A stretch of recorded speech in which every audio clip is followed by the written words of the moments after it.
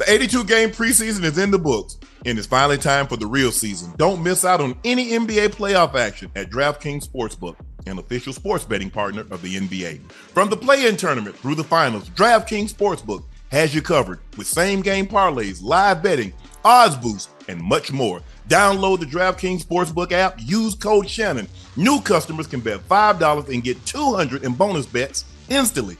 That's the code Shannon, only on DraftKings. The crown is yours.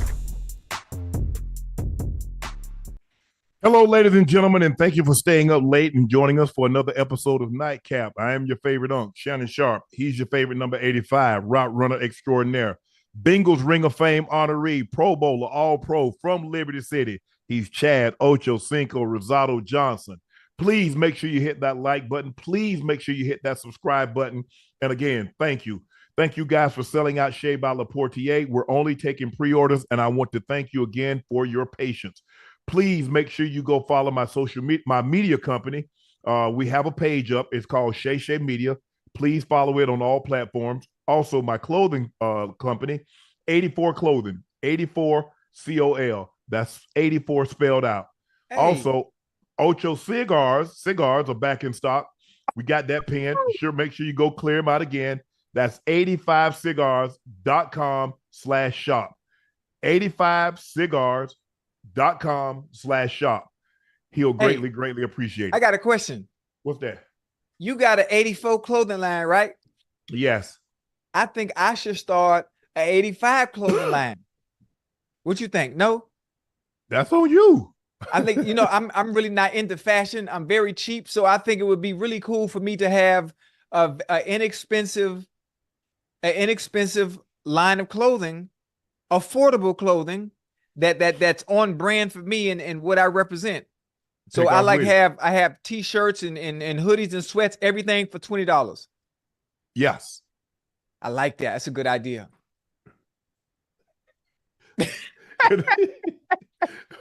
Canelo defeats Jaime Munguia by unanimous decision, wasn't it? I think it was unanimous decision. Yeah. Great fight. Good in the fourth round. He got in the pocket with Canelo. Canelo hit him with an uppercut, dropped it. And but also it was a big night. The Timberwolves take down the Nuggets on the road. Katt Williams had his YouTube special, Woke Folk. I was in attendance at that tonight. And we had the big fight, Canelo and Jaime Munguia. So we're going to start with the last one, which was Canelo Alvarez defeated Jaime Munguia by decision. Yeah. Great fight. Ocho, what did you like about what you saw from Canelo tonight? Well, before I get to Canelo, obviously from Munguia had a good game plan. I think at some point, obviously you think about Mexican fighters, they always want to add pressure, always want to come forward, volume punching, and that's what Munguia started out doing. First round, he won first round fair and square. A lot of punches were thrown. Obviously, fighting in the pocket when you're fresh in the early rounds is okay to do. Canelo normally starts slow. He doesn't throw as many punches. He somewhat dissects you. He gathers information, catches the rhythm, figures out your routine, and starts pouring it on in the later rounds. Munguia got dropped, I think in the third round. Canelo caught him with a hook, quick uppercut. Fourth. Yeah, it was the fourth. It was the fourth. Caught him with a quick hook in the uppercut. And one of the things I would say about when you're fighting someone like Canelo, him fighting in the pocket, as powerful as he is, where most of his punches, I don't know what percentage it is, they're power punches. You got to be careful. You got to be careful with that. But other than that, Munguia fought a good fight. But Canelo, obviously, dude, his ring IQ is phenomenal, and he just wasn't able to win it. I don't think Munguia had enough power also to keep Canelo off of him. So Canelo was damn near walking through everything. Yeah. It was a really good fight. Really good fight. I don't think he ever garnered Canelo's respect. No. Because like you said, Canelo just started walking him down. Mm-hmm. And then when he sat in the pocket with him, he caught him with a one doing the uppercut and put him to the turf. That was the first time, the canvas, excuse me. That's the first time Munguia has ever been down. Yeah. I think the thing is with Munguia, and he's so much bigger. Mm-hmm. I mean, if you look at him, he's so much bigger than Canelo. Yeah. And I thought he could hurt Canelo, but he didn't seem to really bother Canelo. Not at all. Yeah, he tried some everything. He tried to jab him. He tried to go to the body, but everything that he threw Canelo seemed unfazed by it. Yeah. Hey, you know, when Canelo fights, he's so goddamn relaxed. Even when he does get hit, Munguia threw some combinations, and obviously, the first 2 or 3 punches will get blocked, in the fourth to get through, and Canelo just unfazed by it all. Right, unfazed by it all. He always remain relaxed, even if he does get caught. And it's so difficult. They make it look so easy. But it's so difficult to do. To get in the ring or have punches coming at you and someone trying to knock your head off and just stay calm and relaxed the entire time, which is why obviously they are the elites at what they do. Yeah, well, I think that's the biggest thing for any great fighter is to remain calm. A lot of guys like to gather information, see what you like to do, because the one thing you can do, because unless you work up a good lather in the back, you're kind of cold. And the one thing you don't want to have happen is get that flash knockdown, and now all of a sudden it changes your fight plan because you're down already by 2. Unless you can knock him down or get him out of there. So a lot of times, guys, especially like a Canelo, like a Floyd, like the really really great punchers, counter punchers. Now Canelo has a little bit more power, but he's still trying to gather information. Okay, this is what he's trying to do. Lead here. Okay, he's going to try to counter some of my things. And so, okay, let me get into the 3rd, 4th, 5th rounds. Normally, the middle rounds, he starts picking it up because he's gathered all the data that he needs. And so now it's time for him to put his plan into place. You know who else starts like that? Who that? They start slow and gather information. Tank. Yeah. You ever notice that? Tank always the first 1 or 2, 3 rounds, the first 1, 2, or 3 rounds. He'll let you throw. And if you in distance, he'll let something off. Yeah. But then as the rounds progress, round 4 or 5, he started to turn it up. And then by the time you hit 6 or 7, now if you haven't punched yourself out, but you've already slowed down a little bit. Yes. He started to ramp it up. Yes. That's one thing he has great, Mexican fighters normally have great endurance. They can pressure. If they'll down their shield.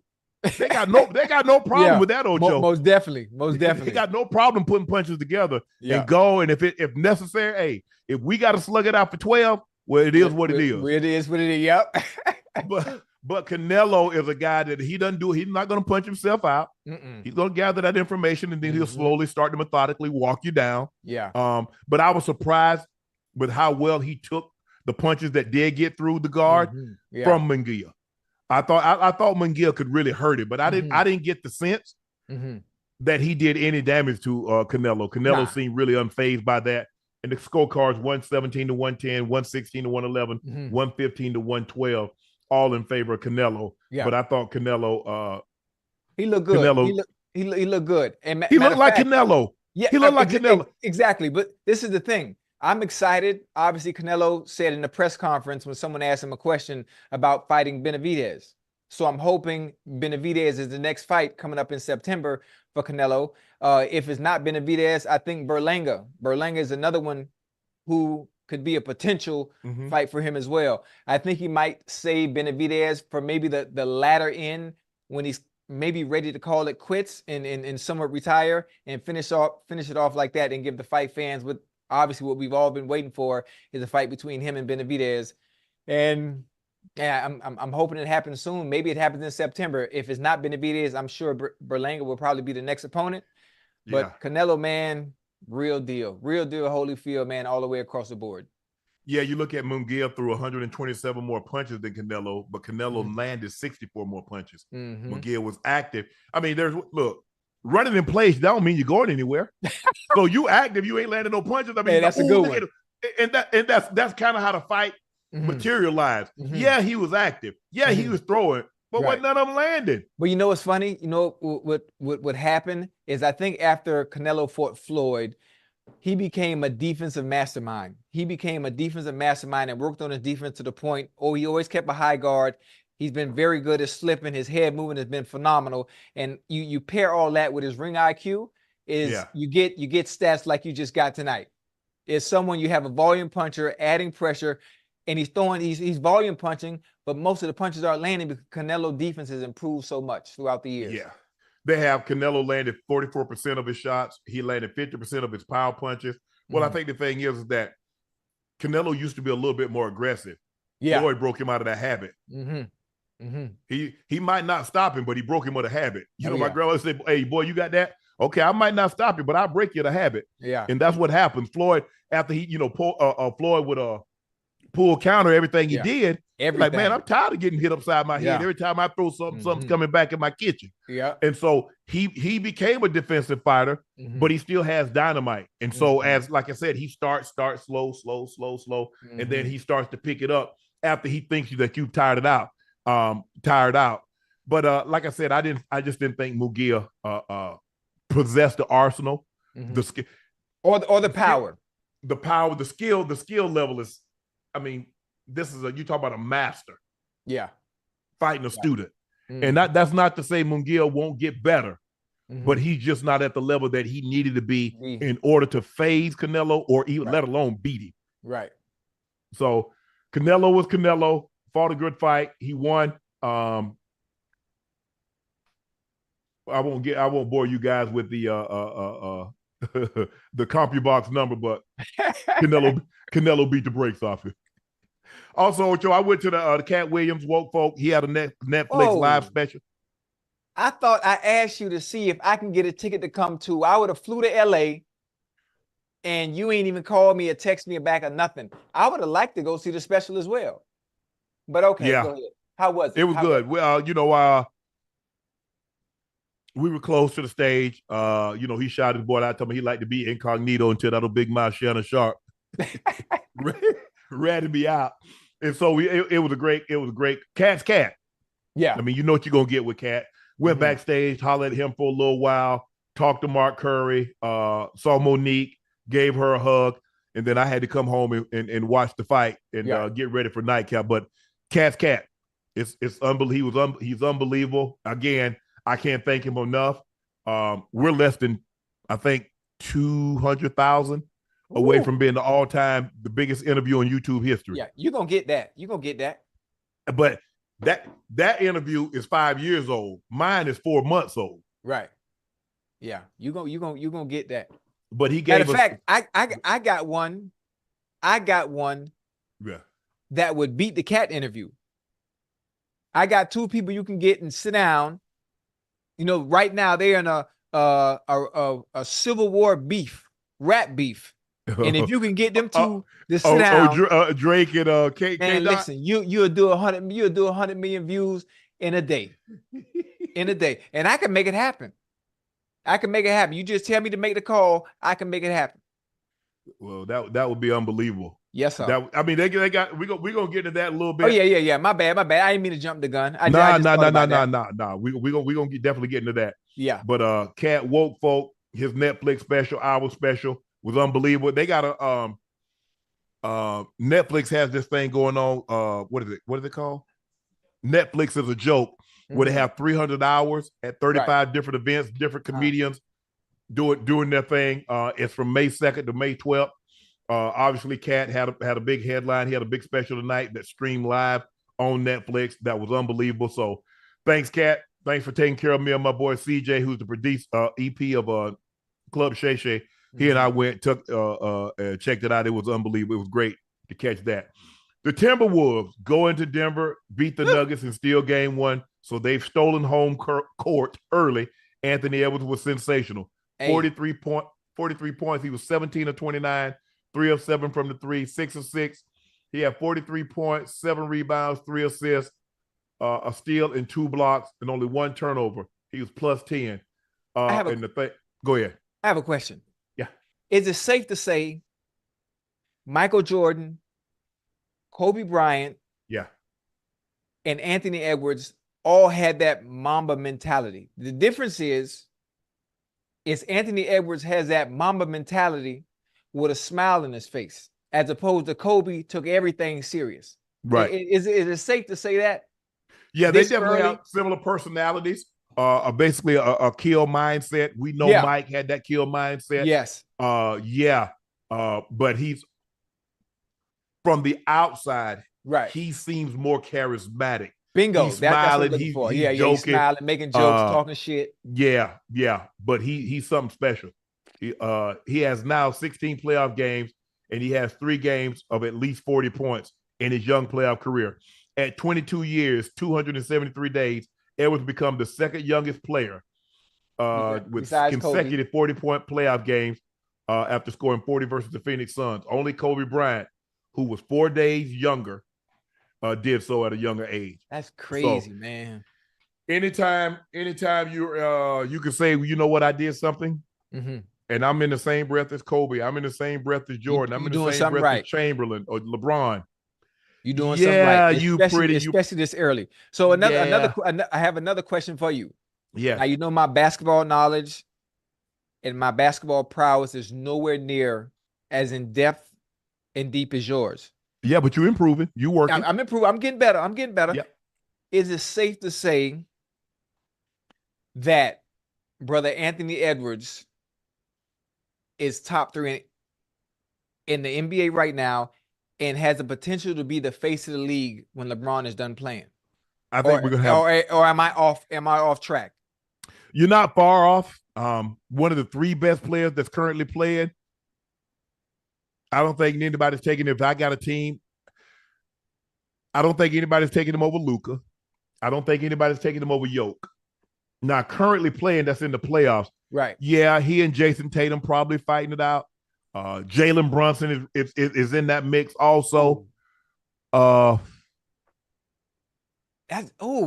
So you saying Jason Tatum is okay? Now you got me.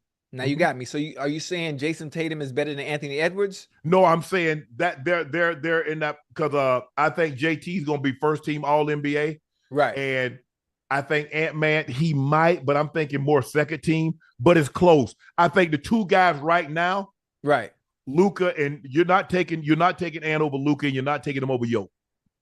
So now if you're fighting it out, him, JT, and Jalen Brunson. But hey, that's a good one. And then we talk about 2 different positions now. Yeah. You know, I mean, we talk Jokic is a 4, right? He played a 4. 5. Okay, that's right. I'm tripping. Luka plays the 4, unless he played a 2. He's a point. He's the 1. He's a good point. The goddamn 1, he's that goddamn big. Yeah, exactly. And then you still got Shea. So if Shea's gonna be first team All NBA. He's nice. Yeah, he's super nice. He got that same killer mentality too. Yes, and he's got a smile on his face. Right. Obviously, we know Ant-Man is the most athletic of that group. Right. But he put on a show today. He had it all. He had it all, finishing at the rim with both hands. He had the 3-ball going. He had the turnaround going. He had everything. He was blocking shots. He's sensational. Yeah. And I think the thing is, like I said before, you let him get the taste in his mouth of blood of what it's like. And he understands that in order for me to be what I want to become, I've got to do this in the playoffs. And I'm in the playoffs. Let me make him remember your name, son. Yeah. And Denzel said, when Denzel said in Remember the Titans, make him remember the Titans. Yeah. And you're gonna remember the Timberwolves. 43 point, a sensational performance. 42 minutes, 17 of 29, 3 of 7, 6 of 6, 43 big points. Yeah. And I thought the big Yoke, Rudy Gobert, I thought they did an incredible job. And Nas Reed. Yeah. Nas went crazy in the fourth quarter. He did. He gave him, he probably gave him like 13 points, 11, like 13, he dropped 14. He dropped 14 in the fourth, like it wasn't nothing. Yeah, they needed all that. But I thought Rudy Gobert and I thought Karl Anthony Towns did a great job. Yoke shot 9 threes. You can live with that. That means he's not close to the basket. Exactly. They keeping him out there. And Yoke is normally really, really efficient. He was 11 of 25, 2 of 9. He was 32 points, 9 assists, and 8 rebounds. He's normally you don't get very many playoff games where he doesn't give you at least a double-double. Yeah. Now we know he's gonna give you the double-double in points, but it's normally a rebound and assist. A lot of times he's gonna give you a triple-double. But I thought their size, I thought they did a great job of mixing it up. And they started Karl Anthony Towns on him. They put Rudy Gobert on Gordon. Wear him down a little bit. No, they put Karl on to wear him down a little bit. I think the thing is, look, Gordon is not the threat, Rudy Gobert. And so now look for Rudy Gobert to come help. And Rudy blocked a couple of shots coming from the weak side. Right. And so that's what you need. Because we've seen Yoke do a demolition job on Rudy. Karl Anthony Towns a little bit more athletic, right? A little bit more physical. Hey, but he got him in foul trouble. That was a really good job. That was a really big win for the Timberwolves, considering Karl Anthony picked up his 5th foul early in the 4th and had to go to the bench. But Anthony Edwards and Naz Reid, like you said, Naz Reid's coming in and getting 14 points, and Ant-Man doing a demolition job the entirety of the game. That was really, really, they needed that. They needed that. So they've stolen home court. Yeah. They've stolen home court from him early on. Go ahead. You heard the media ask Jokic, what can he do against the Wolves? Three bigs, Karl Anthony Towns, Rudy Gobert, and Nas. Yeah. Yeah. And he started talking about maybe he need a duplicate of himself out there, a clone. Hey, you know what? He's a comedian. He has not dry humor. That's the word I'm looking for. He got dry humor. The fact that he can laugh, the fact that he's still in good spirits and can laugh about it after losing game 1, it lets me know whenever they have game 2, which I'm assuming is what, Monday maybe? Monday or Tuesday? Monday. He finna go out there and have a goddamn game. It lets me know he's finna go out there and have a goddamn game. Yeah. But here's the thing. Jamal can't continuously start slow. Now, he got it going a little bit. Right. But if you remember, the first half, he had 0 points. Right. I see. Here we go again. With me not understanding, you want to get your players in rhythm. The head coach, whoever the head coach is, you want to get your players in rhythm. Call plays for those players, those individuals. You got to shoot the ball early. The earlier you shoot the ball, even if you do miss, if you do hit them, you get in rhythm a little bit faster. If you get in rhythm a little bit faster, it's no different than Unc when you out there playing and you catch a ball. If you catch a ball, you know what that does for you inside and what it does for you mentally. Right. The confidence, it shoots out the roof. You hit a layup, you hit something mid-range, boom. Now your confidence out the roof. Now you get into a rhythm of the game. The game doesn't have to go through you, but you feel that much more comfortable shooting. And from that, I'm assuming you'd be efficient. I mean, that's just my thought process on it. Well, he just missed some shots early. I mean, he shot great. I mean, he's the point. So he has the ball in his hands. Right. He can take the guys off the dribble. He just missed those shots. Yeah. The shots that were going in against the Lakers, they didn't fall today. They didn't fall, yeah. They didn't fall today. A lot of guys, I mean, you look at some of the shots that Yoke was missing. They went in. Some of the so I thought maybe play Reggie Jackson a little more. Reggie Jackson played really well in the little 14 minutes that he played. He had 5. He was plus 15 while he was out there. I think he should have played a little bit more. But I think Murray will turn it around. But they're going to have to be on their best behavior now. They're going to have to be on their best behavior. Yeah. This Minnesota team, they really believe that they can beat the Nuggets. Yeah. They played them tough. The Nuggets beat them last year in the semifinals. Right. But each game really came down to the wire, and they executed. This game here was nip and tuck, and I thought, I was like, okay, they're going to get them. The Nuggets know how to win games like this. They've been in battle tested. Right. But give the Timberwolves a lot of credit. The T-Wolves did an unbelievable job of every possession, maximizing every possession, did a great job of forcing a couple of turnovers to create extra possessions. So the Timberwolves, they're not in awe. They're not fearful of the defending champs, and they got their work cut out for them. Trust me, they got their work cut out for them. Ocho, the moment every rap fan has been waiting for has finally happened. Let's go. K-Dot, Kendrick Lamar and Drake battle came to a climax and explosion of song. The day started with Kendrick's 616 in LA, which followed Drake's 7-minute barrage of Family Matters. On Searing's 7-minute diss track, Drake unloaded on everyone from Rick Ross to The Weeknd to A$AP Rocky. Drake used Family Matters to levy some major accusations at Kendrick Lamar, namely that he abuses his partner and that the child's father supposedly is Kendrick's longtime collaborator, business partner, David Free.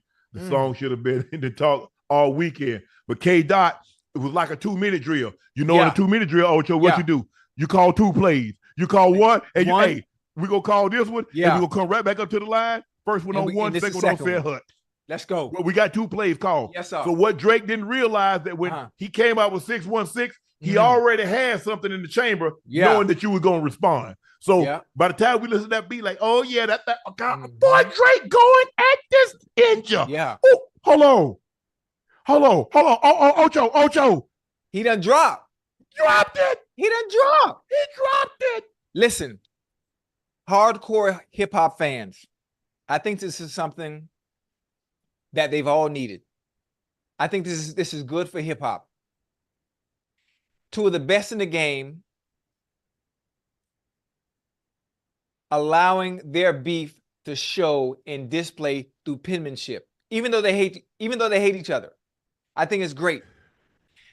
Drake is good at what he does. Kendrick Lamar, a lyricist. There's so many layers to dissect when you listen to what he's saying. It's dope. I like it. I'm thoroughly enjoying it. I'm not a hardcore hip hop fan, but remember when Jordan used to release and the line used to be around the block, around the corner, because everybody waiting. That's how I am right now when it comes to the quarrel between Drake and goddamn Kendrick. I don't follow their careers and know the ins and outs of all the insults and the allegations that are being said. So I'm learning everything on the run as the albums are releasing. And I'm not really jumping and jumping and dissecting it and trying to find out, did he do this or did he do that? I'm just enjoying it. Yeah. Because as a fan of rap in general, I think it's something that we need. It's exciting and it has me on the edge of my seat. Obviously, goddamn, Kendrick dropped again today. And Drake dropped yesterday, which was really, really dope. Very, very creative. I say the man said, hit the man said you beat your partner. Say it's self-defense because she's bigger than you. Yeah. Listen, the fact that Drake added the visuals to it. He added the visuals to it. I mean, listen, the creative aspect and just the stabbing and the poking at each other. I like it. I love it. Now, I can't dive deep into it and dissect it like a Joe Budden can or some of the people that are really embedded into hip hop. I can't do that. All I can do is sit here and tell you I'm enjoying it from both sides of the spectrum as a fan from the outside looking in. And the fact that they're getting it done with the pen and not the bull and ain't going no further than that. They getting and doing it in the studio. We ain't talking about no gunplay. We ain't talking about no fighting. We doing what we do best. That's getting in the studio behind the mic and using the goddamn pen. I like it. Oh man, I mean the way he hit ASAP, he's like, you talking about you were doing what you were doing. Check the timeline. He went at my cousin. He went at my cousin. I was finna jump in. I talked to ASAP yesterday. I say, bro, just let me know. But I ain't want to do that. He went at Ayyyy. Did you hit a line at Ayyyy? Like, oh man, they're so strategic. And if you don't listen, you'll miss it. If you don't listen, you'll miss it. And like, dude, that's the elite of the elite when it comes to writing and creativity and the art that goes into making a beef, man. Listen, I like the fact that Drake is like 20 versus 1. Oh, he's shooting at every goddamn body. But here's the thing. Right now, he's the top dog. So it's let's take your enemy is an enemy to me too. Right. So let's get him. Forget fighting amongst ourselves. Right. He's top. Right. Let's go get him. Yeah. Let's knock him off. He's Thanos right now. He's Thanos. But when I think about it, Drake, the fame, the money, Kendrick is the type where it's not even about the money. It ain't even about the fame. He's releasing music in a diss track wholeheartedly with a dislike for Drake. Mm-hmm. Like from head to toe, his essence, everything about him, you can tell by the things that he's saying and the way it's written and the passion behind it. He literally dislikes this individual. And this spans, now that I've done the little bit of homework I have done, his span from way back almost a decade. Yeah. Almost a Drake, decade. I'm like, well, God damn. I thought everybody in the industry got along because obviously it's like football. Everybody knows each other. Mm-hmm. Think about it, Unc. Everybody knows each other. It don't matter what team you play for. Right. We all know each other. And if there are very few cases of people that generally dislike each other that plays in the NFL. Well, because here's the thing. I thought the same. I thought it was the same when it came to rap. Okay, 50 Cent, Ja Rule. There have been some other beefs. Who'd you say? LL Cool J and Kumo D and Kumo D and LL. Jay-Z and Nas. I mean, it happens seldom. Biggie and Pac. Yeah. I mean, it's not like reoccurring every single year. So it's like Ice Cube, NWA. Yeah, yeah. You had Remy Ma going at Nicki. There was a couple of bars between Nicki and Meg earlier this year. Mm-hmm. So is this rap beef? Is this the significance of it as big as Jay and Nas was, or is it bigger being at the time to change? There's more people involved. This is like World War III. You can have a war going on between two countries, but when you have the entire world going at it now, this is what makes it bigger, because this was just Jay-Z and Nas. Right. But now you got some of the biggest. You had J. Cole that was involved. Mm-hmm. J. Cole like, hey man, I can see where this thing heading. Let me get on up out of here. I'm about to exit stage left. So you had J. Cole in it. You got Drake. You got K-Dot. You first, and then now you got Chris Brown and Quavo going at it.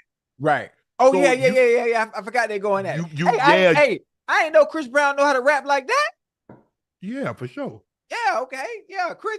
Man, Chris is one of the most talented individuals that he is. I ain't know, bro. I ain't know Chris could rap like that. Oh, yeah. They talk about Eminem and Benzito. They went at it? Oh, they've been beefing back and forth. Who that? Somebody else was going back at Eminem. Oh, Mariah Carey. Mariah Carey. That's not even rap though. Who Mariah Carey going at with? Hey, you remember Mariah Carey and Eminem was going at it? Oh, yeah. Well, that's what, they supposed to have a relationship, Em's supposed to have Yeah. I don't know, man. I like it. I just like you said, this is would be the World War III of rap beef, and I like it.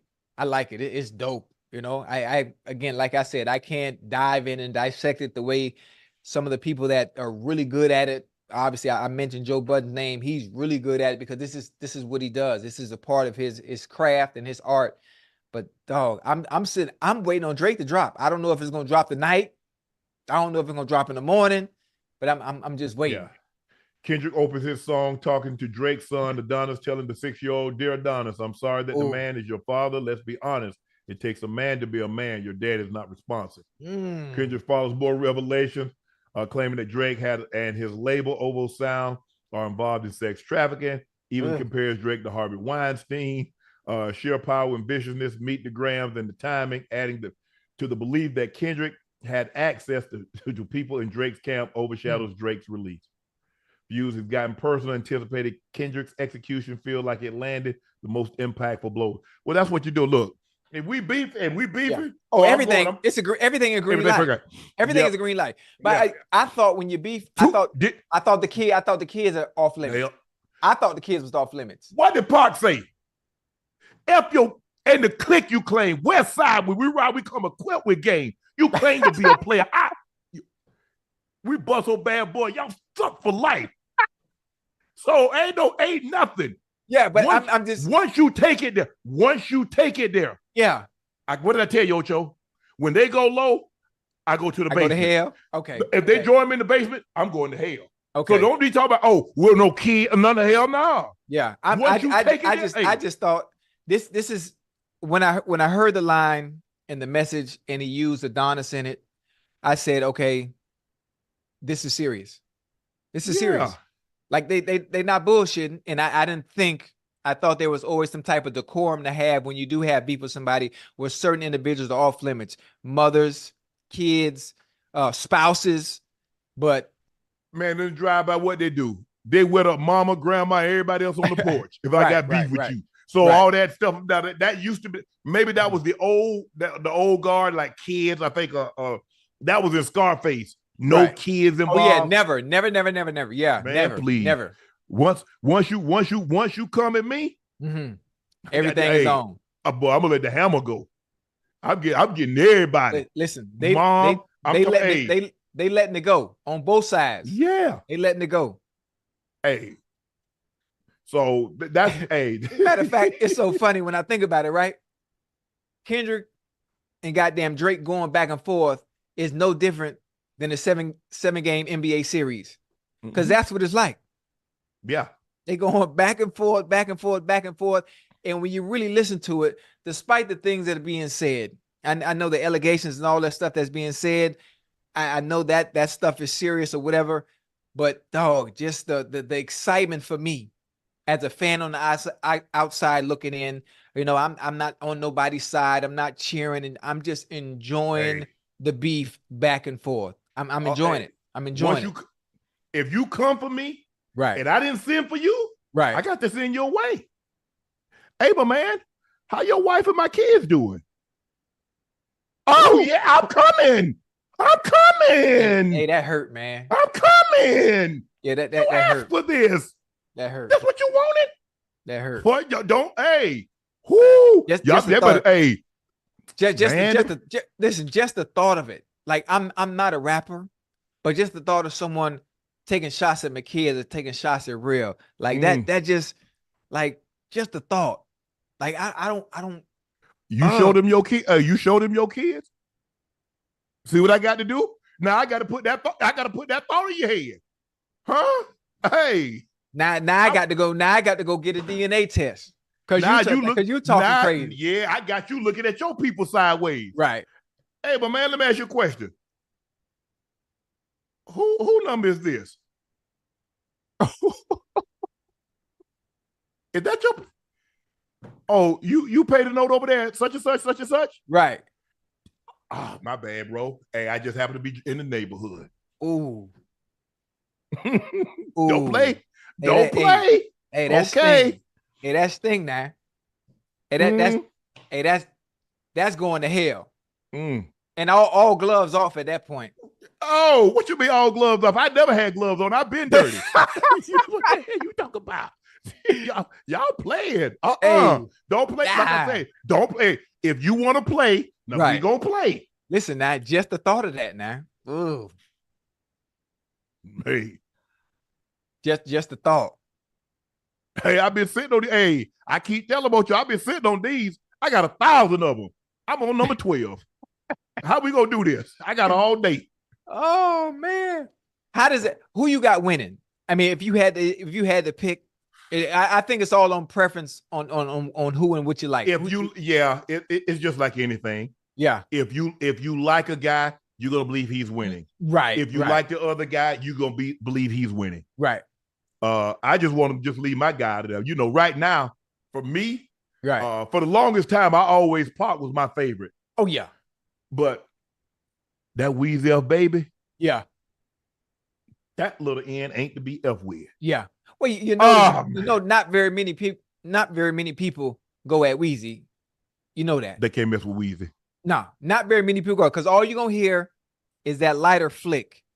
And when that lighter flick, yeah, you know what time it is. Mm-hmm. You know what time it is. And see, the thing is, I ain't got no Ghost Riders, Ocho. I ain't got no Ghost Riders. I'm coming straight. You know, Wayne from right here now. Yeah. Wayne from right here. Him and Jay-Z, and I'm sure there are other artists that can do it. Jay-Z, right here. Yeah. Off the top of the head. So how does it end, though? If you don't have a favorite right now between Kendrick and Drake, how does something like this end? Do you see them making up years from now, similar to how Jay-Z and Nas did? Or is this something that's going to be on running since the hatred has been almost a decade long? And now it just boiled over to this point. I think I think it, all can be forgiven. You know, You brought my wife into it. I brought your kids into it. Right. It is what it is. Hey, we're gonna put it down and we're gonna move on. Yeah. But that's gonna be a while from now though. But don't think now, hey, I'm still in the lab. Just in case. Just in case. You know what I'm saying? Yeah. I put it, you know what I'm saying? A lot of times, my grandma used to cook stuff and put it in the freezer. Right. Mm-hmm. Just in case. I let it thaw out and tear your ass up again. Oh man. But that's how, like I said, me personally, I do think it's manufactured. I think because we haven't talked about the rap game, we haven't talked the hip hop game, right? We've talked about it in the last 4 to 5 weeks. Because of them. In a very, very long time. We kept asking, is hip hop dead? Is this genre music dead? Mm-hmm. Well, based on what we're seeing over the last 6 to 8 weeks, right, it seems like this genre, hip hop, rap, is very much alive. But this is the thing. Now we have a beef going on. Now, who I feel sorry for right now, or other artists right now in the rap game that have projects they want to release. I think this hurts the timing of their projects because the beef is going on and everybody talk about Kendrick and goddamn Drake. They can't release their music. I don't think it would do as well as far as numbers and streams are concerned. No, because Kendrick and goddamn Drake are going back and forth. Right. And but all it's doing is helping Drake's, because what Drake's done 10 billion streams now. Right. It's going to help Kendrick. All the guys that's beefing, people going to go back and listen to their music and see how close the diss tracks are to what they like, some of their stuff. Because Drake always been sneaky. K-Dot, he calls K-Dot, he always rapping like he tried to save the slaves or so, free the slaves. So, but them bros, they're clever. They're clever with that. Very, very strategic. Very strategic in all that they're doing, especially Kendrick. It's like Kendrick knows the moves he's going to make and he's anticipating them. Right. And so far, if I'm not mistaken, he's been damn near right or damn near close. Right. But I like it. I like listening. Like I said, I don't spend an enormous amount of my time during the course of the day listening to rap. Right. But, I find myself listening at sites that was talking about, okay, Kendrick dropped this. Okay, I'm listening to that. I'm like, okay, I kind of like this. Yeah. I listened to Drake. I was like, okay, nice comeback. Then K-Dot did what he did. I like, okay. Right. But I'm like, okay, how long are we going to continue this? Right. And listen, the funny thing, how long we can continue this, they're so good with the pen, this can go on for a very, very long time. For a very long time. It can continue to go on. Or I can make that call and you can be the mediator and we can have a club shay and have them squash things right there on the show. There on the show. It might be a situation, Ocho. I was sitting down one time, I was talking to this young lady, and she was like, Shannon, how long is this going to go on? I say forever. And I say when forever ends. So this might be a situation. Yeah. Somebody going to have to call the truce. Yeah. Yeah, and I think what didn't Cardi B have a saying? When we beef forever. This might be it. I don't believe it's gonna be any General Lee's going to Appomattox Courthouse with the white flag says, okay, we done had enough. Nah, that ain't gonna happen. But it's been like I said, I think it's gotten people back into listening to rap. Yeah, people are staying by like, okay, is he gonna drop? When is it? When is such and such? Is everybody that Drake touched on? Are they gonna have something to say about Drake? And anybody Kendrick touched on, is they gonna have something to say? Right? Or they just gonna Are they just gonna be like, hey, move to the side and let them go out? Let them go. Yeah. I like it. But you know what? It's so funny. They're in such a, what's the word I'm looking for? Both of them are in demon time right now. Yeah. Going at each other. I don't think any of the people that they're calling out can release anything that will be as good as the tracks that we've heard so far. I don't know if I'm saying that the right way. It won't hit the same. Not that I'm saying that they can't do it, but I'm just saying the work and the craftsmanship of what's been released on both sides has been so good. I think it wouldn't be smart for anyone else that's been called out to say anything right now. Just let those two just go at it. Yeah. I think the thing is, but the question is, when it's all said and done, when we look back on this, will anything that they release, will it rival Hit 'Em Up, Tupac? Oh. Will it rival No Vaseline? Will it rival Ether? Nas? Remy Ma, Sheether? Right. Well, when we look back, let's say 10, 15 years from now. Right. Will Chad, what do you think? When we look back on this, when we think about the beefs, rap beefs, do we feel any of these will be mentioned like, now, obviously they're going to be mentioned because we got two heavyweights going at it. Right. But when you think beef, you automatically Hit 'Em Up, No Vaseline, Ether. Just like, when I think, you know what's funny? When I think about all the beefs that have come out, I think Kendrick's, his aspect and his delivery is so fucking complex that you have to sit there and you have to dissect and actually think and use your brain to really put the pieces to the puzzle together to understand what he's talking about. Right. If you don't know everything in its entirety on what he's talking, on what he's saying. I think that's what I like about Kendrick when he disses. Obviously, Drake is straight to the point and you understand exactly who and what he's talking about because he delivers in such a way where you can goddamn understand it right away. And with Kendrick, there's so many different layers that you have to fucking peel back and put together. You're like, oh shit, okay, now I get it. That's what he meant, yeah. Yeah, that's what he meant. I don't know, it makes it that much more interesting. The thing is, here's the thing. I think most people think Drake, whether you like him or not, I think right now, commercially, he might be one or two. The thing that made Biggie and Tupac, they were universally regarded as the one and two.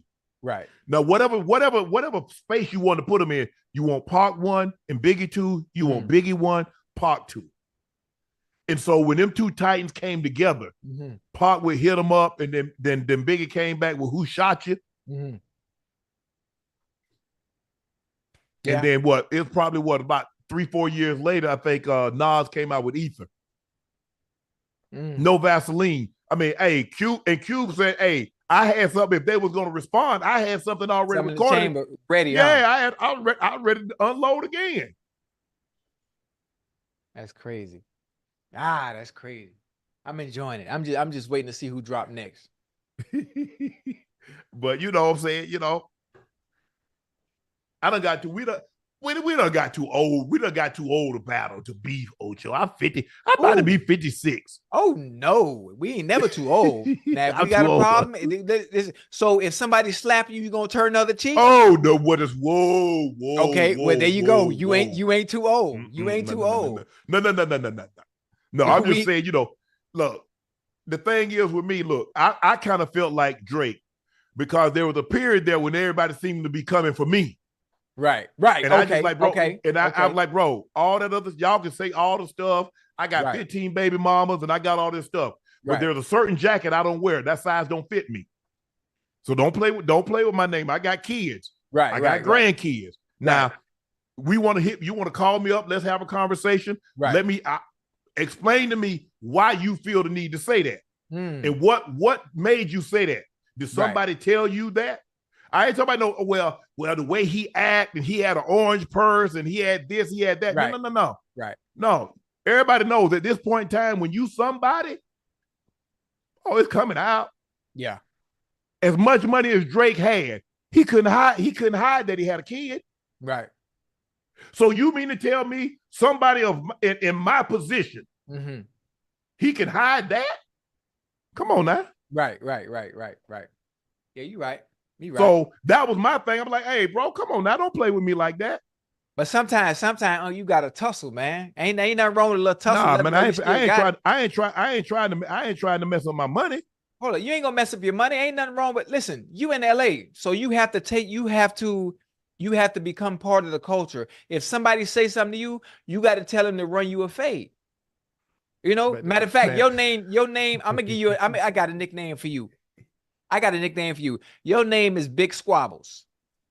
Your name is Big Squabbles. I ain't trying to tussle like that no more, Ocho. It ain't. Oh, your hips gonna be all right. Ain't nothing wrong But with it. here's the thing.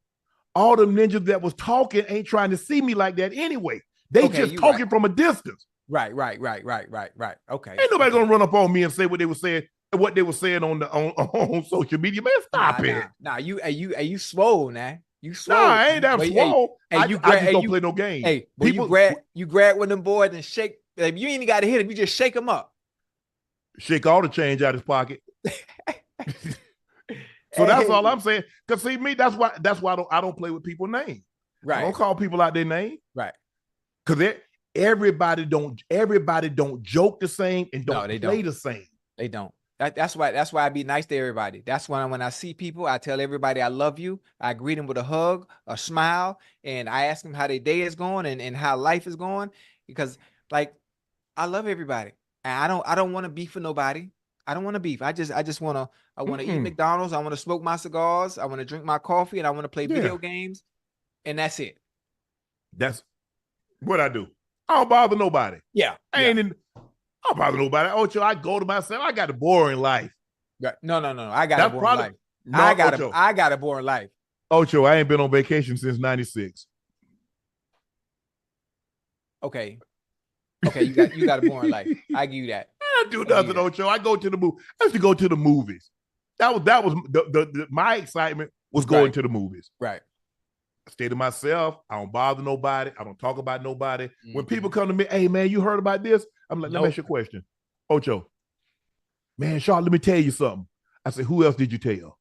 Man, I ain't told, but I said, you done told somebody? Don't tell me. Right. Because see, what's gonna happen is gonna get out and you're gonna run back to me. Yeah. So don't tell me because you already told somebody else. Mm-hmm. Dang. Nah, I'm good. I'm good with that. I don't want to hear it. I don't want that negativity because that ain't got nothing to do with me. Yeah. I say, well, let me ask you a question. Before you tell me, is it going to impact my bottom line, my kids, my finances, my family? Right. I don't care. Mm-hmm. And I heard such and such talking. I said, what that, bro? I just told you I didn't care. Right. What he doing? Who he sleeping with and who got a baby by and it's going to come out. I don't care. What they got to do with me?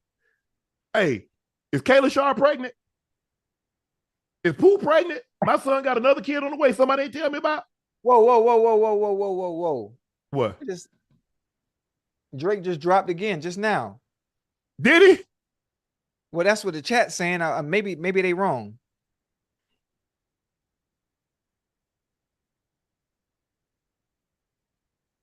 Is it trending? Yeah. He just. Well. Did he? Come on, chat. Y'all get it right. Stop playing. Or they might be playing around. He gonna come with something.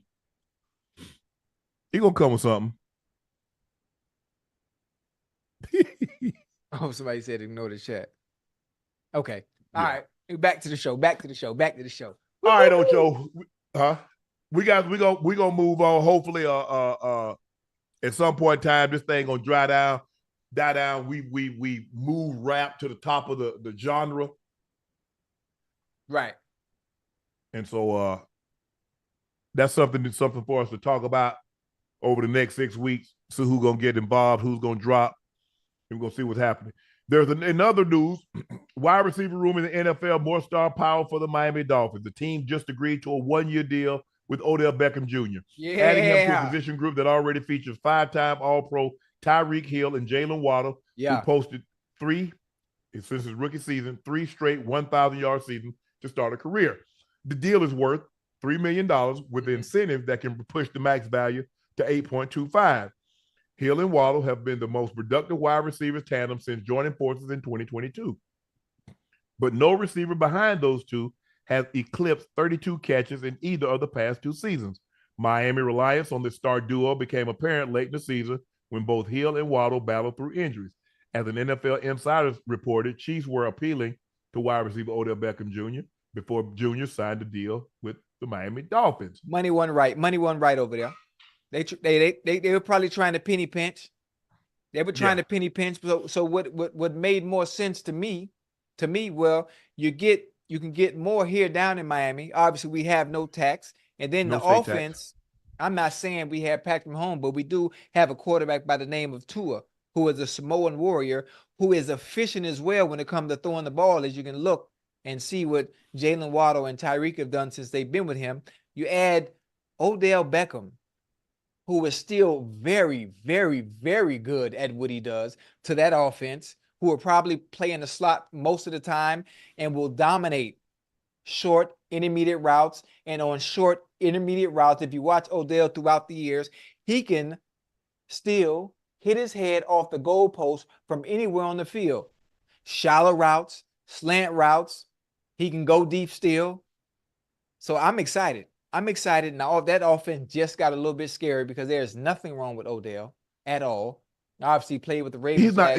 But injuries have robbed him. He's not the same guy. Ocho. He hadn't had a 1,000-yard season since 2018. He hasn't had a 1,000-yard season since 2018, but he's not used in a way where he can put up those type of numbers as well. How is he going to remember that as well? How is he going to go do that? Being the third option.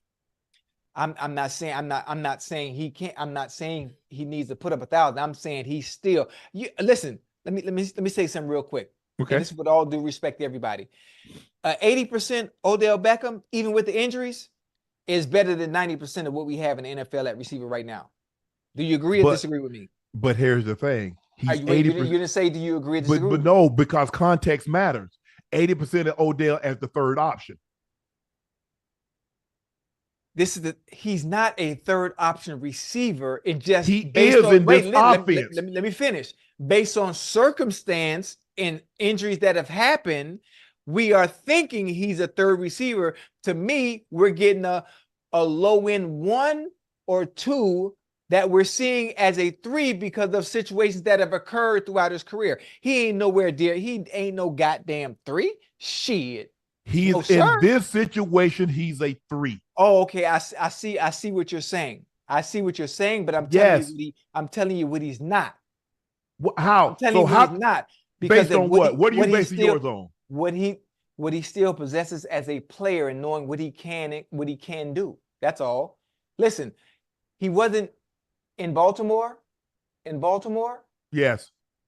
The plays that he made, he wasn't throwing the ball enough to show you that he can still do what I know he can do. So what makes you think he's going to get shown the ball? Because I know he can do it is what I'm telling you. I'm not saying Ocho, he's the third option. You're not looking at that. You're going in thinking, okay, if let's just say for the sake of argument, there's no Tyreek, there's no Jalen Waddle. He's putting up 1,300. But he's there. Okay, I know. I get what you're saying. I'm just telling you, even if he's a 3, he's a 3, right? Yes. Most of the balls, there's only one ball to go around. Paul. Yes. Most of them are going to go to Tyreek, and some are going to go to right. But the few that he will get, he's going to do the most with. Let me say that. Can I do that? Yes. Is that okay? Yeah, but I mean, the last couple of years he had, what did he have? He had 500. He had less than 600 last year.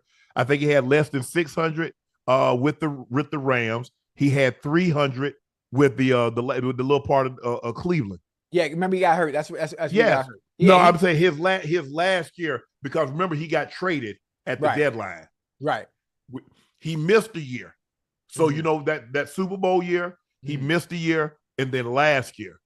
So it's the problem is, Ocho, is that the injuries, we don't get healthier as we get older. He's had the ACL. Yeah. 2. He's had the broken ankle. Mm-hmm. So to ask and to expect, I know what he once was, but I don't believe he still possessed that. And now he's the third guy in a situation. Yeah. That's what's tough. And you know what? I'm glad people are thinking like that, and including you. That's a good thing. Because when we go into the season, I want teams that are playing the Dolphins, I want them to view Odell as a goddamn third. I want them to view. I want you to put your goddamn third or second corner or your nickel corner. Wait, let me finish. Let me finish. I want you to put your second or your third corner on Odell, and when he get cooked every goddamn game, then you get a better understanding. We're going to touch on this again when the season starts, when Odell is out there cooking with Tyreek. Remember the goddamn 2012 Arizona Cardinals? Uh-huh. Remember that. Now, if we get that again this year in Miami, remember I told you first. Remember, chat. Remember I told you first. Goddamn, Odell, Tyreek, and Jalen Waddle will all have 1,000 yards, just like the goddamn 2012 Cardinals. Yeah, but you got to wait, not 2012. What year was that? 08 or something. Oh wait, I'm sorry, I got my damn years all wrong. Ocho. Yes, sir. So in other words, you saying put your third. So you want them to put their first or second corner on Odell, and then put the second, and third corner on Waddle and Tyreek. Matter of fact, it don't matter what number corner you put on either of the three. It don't matter. They gonna get washed anyway. You know where the coverage is going, Ocho. You know who gets the coverage. It goes Tyreek, it goes Waddle, it goes what? That's how it was when he was. So let me ask you a question. Yes, when sir. he was with the Rams, who got the number one corner? Cooper Kupp or Odell? Kupp. So when he went to Baltimore, Zay got the number one. Right. So when he goes to Miami, who's gonna get the number one corner? One. Yeah. Reed. 10. Yeah. So, the alien. Yeah. I'm not saying Odell can't go be productive, but do I believe he'll ever be what he once was? I do not. Okay. You know what? I love making bets with you because you in the hole. You in the red right now. No, I'm up. How you? Okay. I bet you Odell have 1,000 yards this season. Bet. Understand? Do you understand? It's a passing league now. Have you seen the Dolphins offense? They throw the ball 100 times a game. Yeah. You just said Tyreek is getting double, right? Tyreek's gonna get. I think on average, Tyreek probably is gonna have 170. Let's just say he has 180 targets. That means Jalen Waddle is going to have about 153. Now, he's only going to throw 500 times. So you're going to split the other target. Odell Beckham can do more with less. He can do more with less. He's in an official. Well, you know what? There was a passing offense with St. Louis as well. I mean, Los Angeles. I'm sorry. But Rams. This is the passing offense. They're going to let that thing rip. I'm telling you now. When they go into games and teams say, you know what, we are taking away Tyreek come hella high water, no matter what. Yeah. Okay. I'm telling you, he gonna eat now. I want him to have success, but I just don't see the opportunities that's going to be presented to him. I just explained it to you. Yeah, I understand. Okay. Your third option. 17 game season, right? Yeah. Hey, Breeson, what was his name?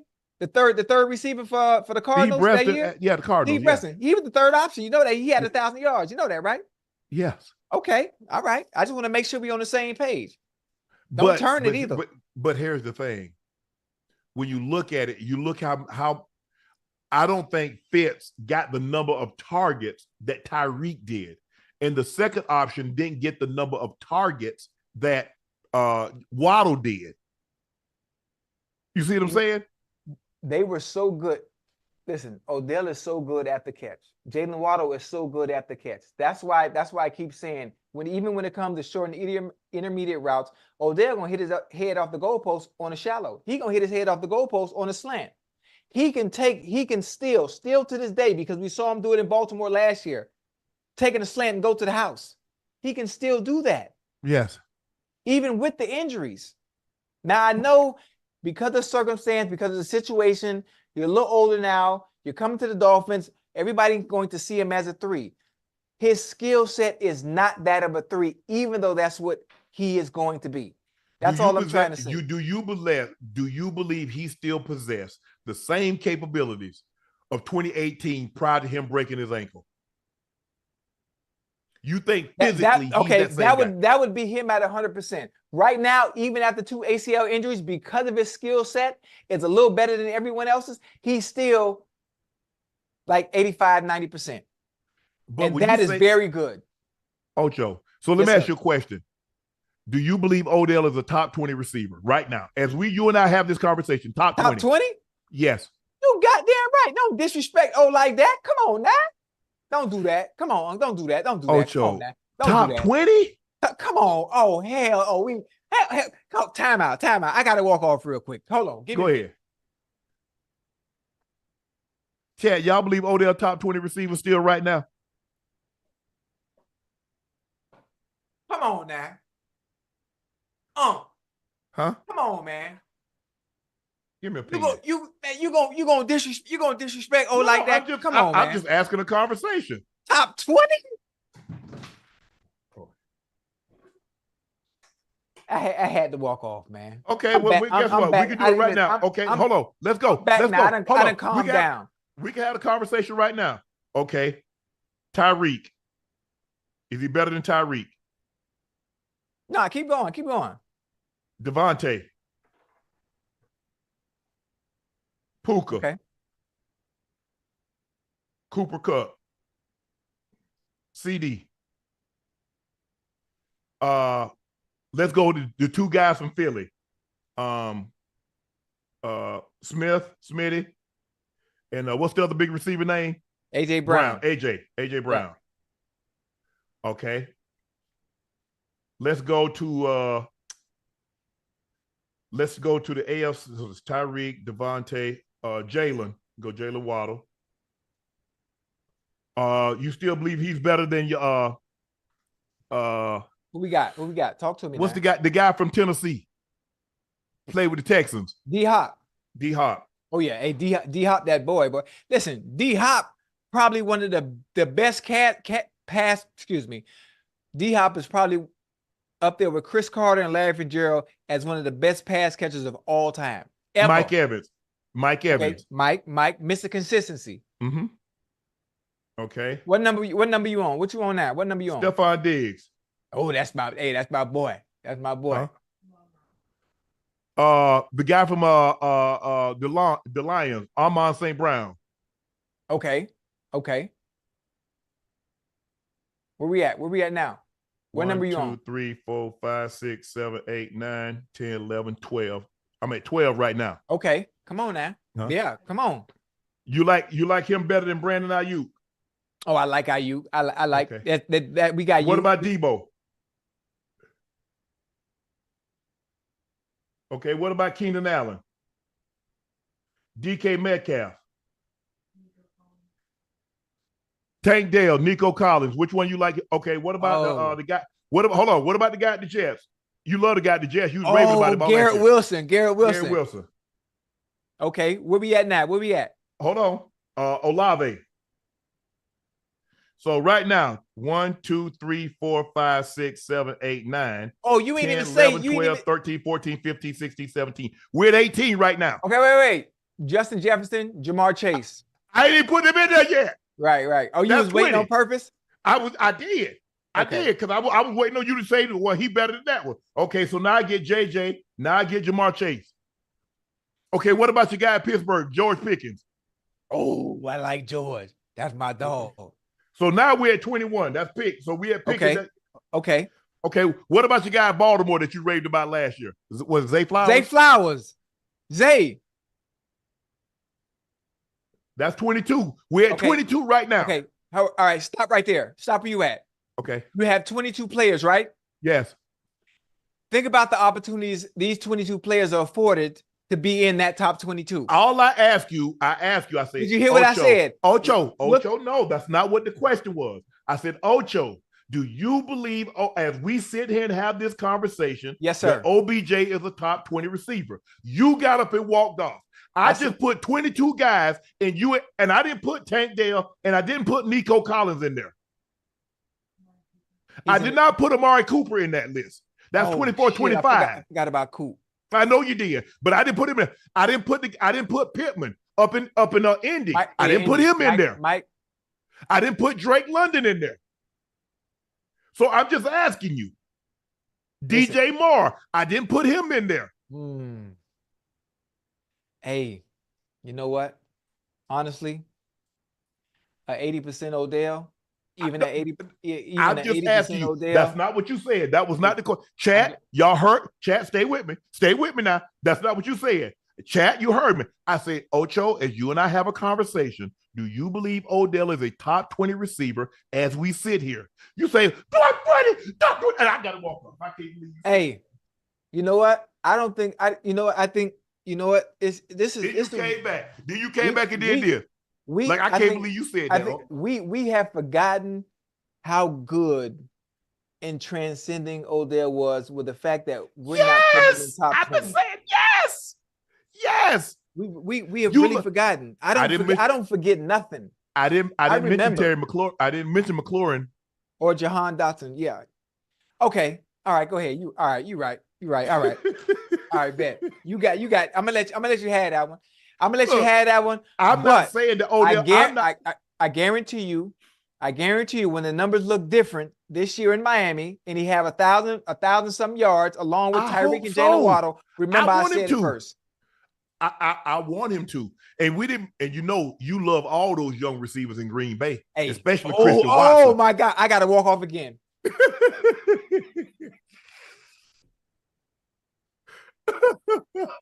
All you talking about, man, them young boys. Them young boys. Hey, that trio in Green Bay. Oh yes. Oh, them boys so nice, man. Oh, and I didn't put your other guy up there. I didn't put T Higgins. Hey, I don't like when you break shit down like that, man. Cause now you got my back against the wall, man. Hey, golly. But that's what I'm saying. These guys, the league, because like you said, it's a passing league.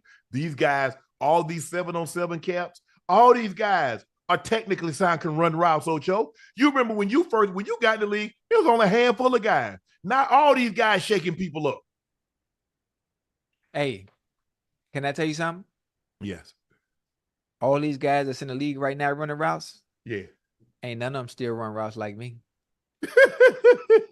They'll take Devontae of all those guys, Devontae and Keenan Allen. I think Devontae and Keenan Allen of the group that we named are your best route. Cooper Coop run. Oh yeah, Coop run route. Listen, Coop run routes now. But what I would love to see, because I'm not saying he's a product of the system and what McVay does, because we've seen Puka Nacua come in and do the same stuff as far as numbers. I would love to see outside of that scheme. Right. Can you do it off the muscle? Like a Keenan Allen. Listen, we're going to line you up like Marvin Harrison or like Jimmy Smith. We're going to put you on the right side of the ball, and we ain't finna move you. We ain't finna put you in motion. We not finna condense your split. We want you to just get open. First down, second down, third down, no matter what. Yeah. But again, Cooper Kupp, oh, man, he's a fucking magician. Shit, hell, Hunter Renfrow is a goddamn magician. Yeah. Just, oh, man, brilliant. The receiving core, the tight end core, these guys are getting better. They understand they have to be better because it's more of a passing league, and the more passes you can catch, and the more you can help the offense, especially from a tight end standpoint, the better you are. Guys are not, the likelihood, there are a handful of guys. You get George Kittle. George Kittle is the most complete tight end. Because he can block really well. He's like a Gronk. But you see more guys like Kelsey. You see Laporta. You see Hawkinson. You see the Mark Andrews, the Likeleys. Those guys. That's where we're headed. Right. That's where we're headed. Well, ain't headed. We're already there now. Yeah. But look, I hope. I just want OBJ to stay healthy. He will, because I'm waiting. I'm helping him find a place here. And I'm gonna be Odell's nutritionist. So we talked a little bit. We sat down. We're gonna have a meet. We're gonna have a meeting tomorrow. Me and Odell. We're gonna sit down. We're gonna talk. We're gonna come up with a game plan to ensure that he can play not just a 17-game season, but he can play the playoffs after that. So I'm mapping everything out. Matter of fact, that's what I was doing before the show while I was watching the fight. I was getting everything together for O, and I'm finding my place. I'm his realtor. I'm his nutritionist. And I'm gonna help him. No, Rail is realtor. Huh? Rail is realtor. Rail. I work for Rail. You know I got my real estate license, right? Man, you ain't even got a driver's license, let alone. As a matter of fact, you ain't even got a fishing license. No, I'm not joking. You didn't know I had my real estate license? When I got with her, she made me take the courses and the classes. I passed the test, so I'm working under her. You got fishing license? Fishing? No, I don't fish. I don't like that water now. I know you ain't got no. Yeah, I ain't like that water. Because I get seasick. You know you can shore fish, right? Huh? You know you can shore fish, Oh, right? I ain't putting my feet in that water. You don't know what's in No, that that water. means you stand. You don't know what's in that water now. You know, Man, Ocho, shit I here in Florida bite you. Ocho. No. Oh no. Shore fish means you stand on the banks and fish from the shore. You don't Listen, put no part of your the only banks I'm gonna stand on is the banks of Jordan. That's it. man, that joker here. The Hey, Lakers on Friday just I bet nobody in the chat caught that one. You got to be old school. man, that joker here, boy. The Lakers on Friday dismissed Darvin Ham after 2 seasons in which both ended in losses to the Denver Nuggets. He went to playoffs in both seasons, and last year he went to the Western Conference Finals. The next hire for the Lakers will be the 4th coach in 7 seasons. They didn't bring back Luke Walton after his 3rd season. They canned Frank Vogel after the 3rd season in which he won the championship, and now Ham. Who do you think they turn to next? If the Lakers are hoping to talk to Ty Lue this offseason, the Clippers may get in the way and block the Lakers from talking to him. The problem that I have is that you don't accomplish anything by keep changing coaches. You get no continuity at all. You got a different voice every 2 to 3 years. Yeah. Man, how about this? At what point does the organization, at what point do the players take accountability? You know what? It's us. It's us. How about LeBron and AD? I love LeBron and AD, and I'm sure they're probably going to text me and curse me out for this. But how about when you lose a series, instead of underlying and throwing the coach under the bus, how about you say, you know what? This is on us. Yeah. This is on us. What we can do and what we can't allow the media to do, to allow the weight of the pressure on our failures to go on a head coach, because he's doing his job. He's not on the court. We're on the court. We're the ones responsible for us going home. That's it. And it has nothing to do with Darvin Ham. That's just me. That's how I would have saved my coach, because players get coaches fired. You know that saying? Players get coaches fired. And we didn't live up to the expectations that the Lakers are used to. Look, what I don't like is that they gave up an awful lot to get Russell Westbrook. Only 2 people thought that would work. LeBron James and Anthony Davis. I thought it would work too. I like Russ. No, it's not about like. You got to see how this thing blends. I mean, his style of play doesn't fit? His style of play, their style of play. Nobody, no exec, nobody that's on television that do this. Right. But what you gave up to get him, you gave up all your draft compensation. Right. You gave up depth. You gave up a Kuz. You gave up a KCP. You let Caruso walk, who was your best wing defender. Hey, I like Caruso. He good on defense. So now everybody put this on the head coach. I'm sure if you'd asked Darvin Ham would say, nah. I mean, first of all, Frank Vogel would have said no. Darvin Ham damn sure would have said no. Right. But AD and LeBron, Russell Westbrook was in LA because AD and LeBron wanted that to happen. Right. And when it blew up, it got Frank Vogel fired, and they got no draft compensation because they could have had DeMar DeRozan. DeMar DeRozan came on Club Shay Shay and said he would be willing to take a pay cut to play for the team that he grew up watching. Right. But what did they do? Gave up all their draft capital, all their depth, and signed Russ. And his cap contract handicapped him because it was 2 years at over $90 million.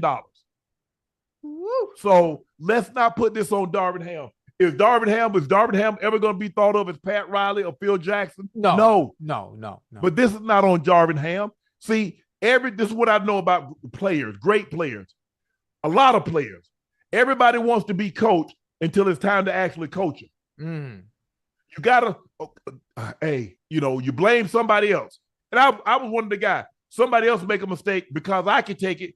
Hey, Sharp, you got to do this, but my guy didn't make the play. Right. I know who he's trying to say. Look. Are you? I mean, they are coachable, right? You're not saying they're not coachable, are you? No. Everybody. I think but based on their resume and what they've done throughout their careers, I would say that there has to be some coaching where they become sponge-like and they actually listen. No, I don't know.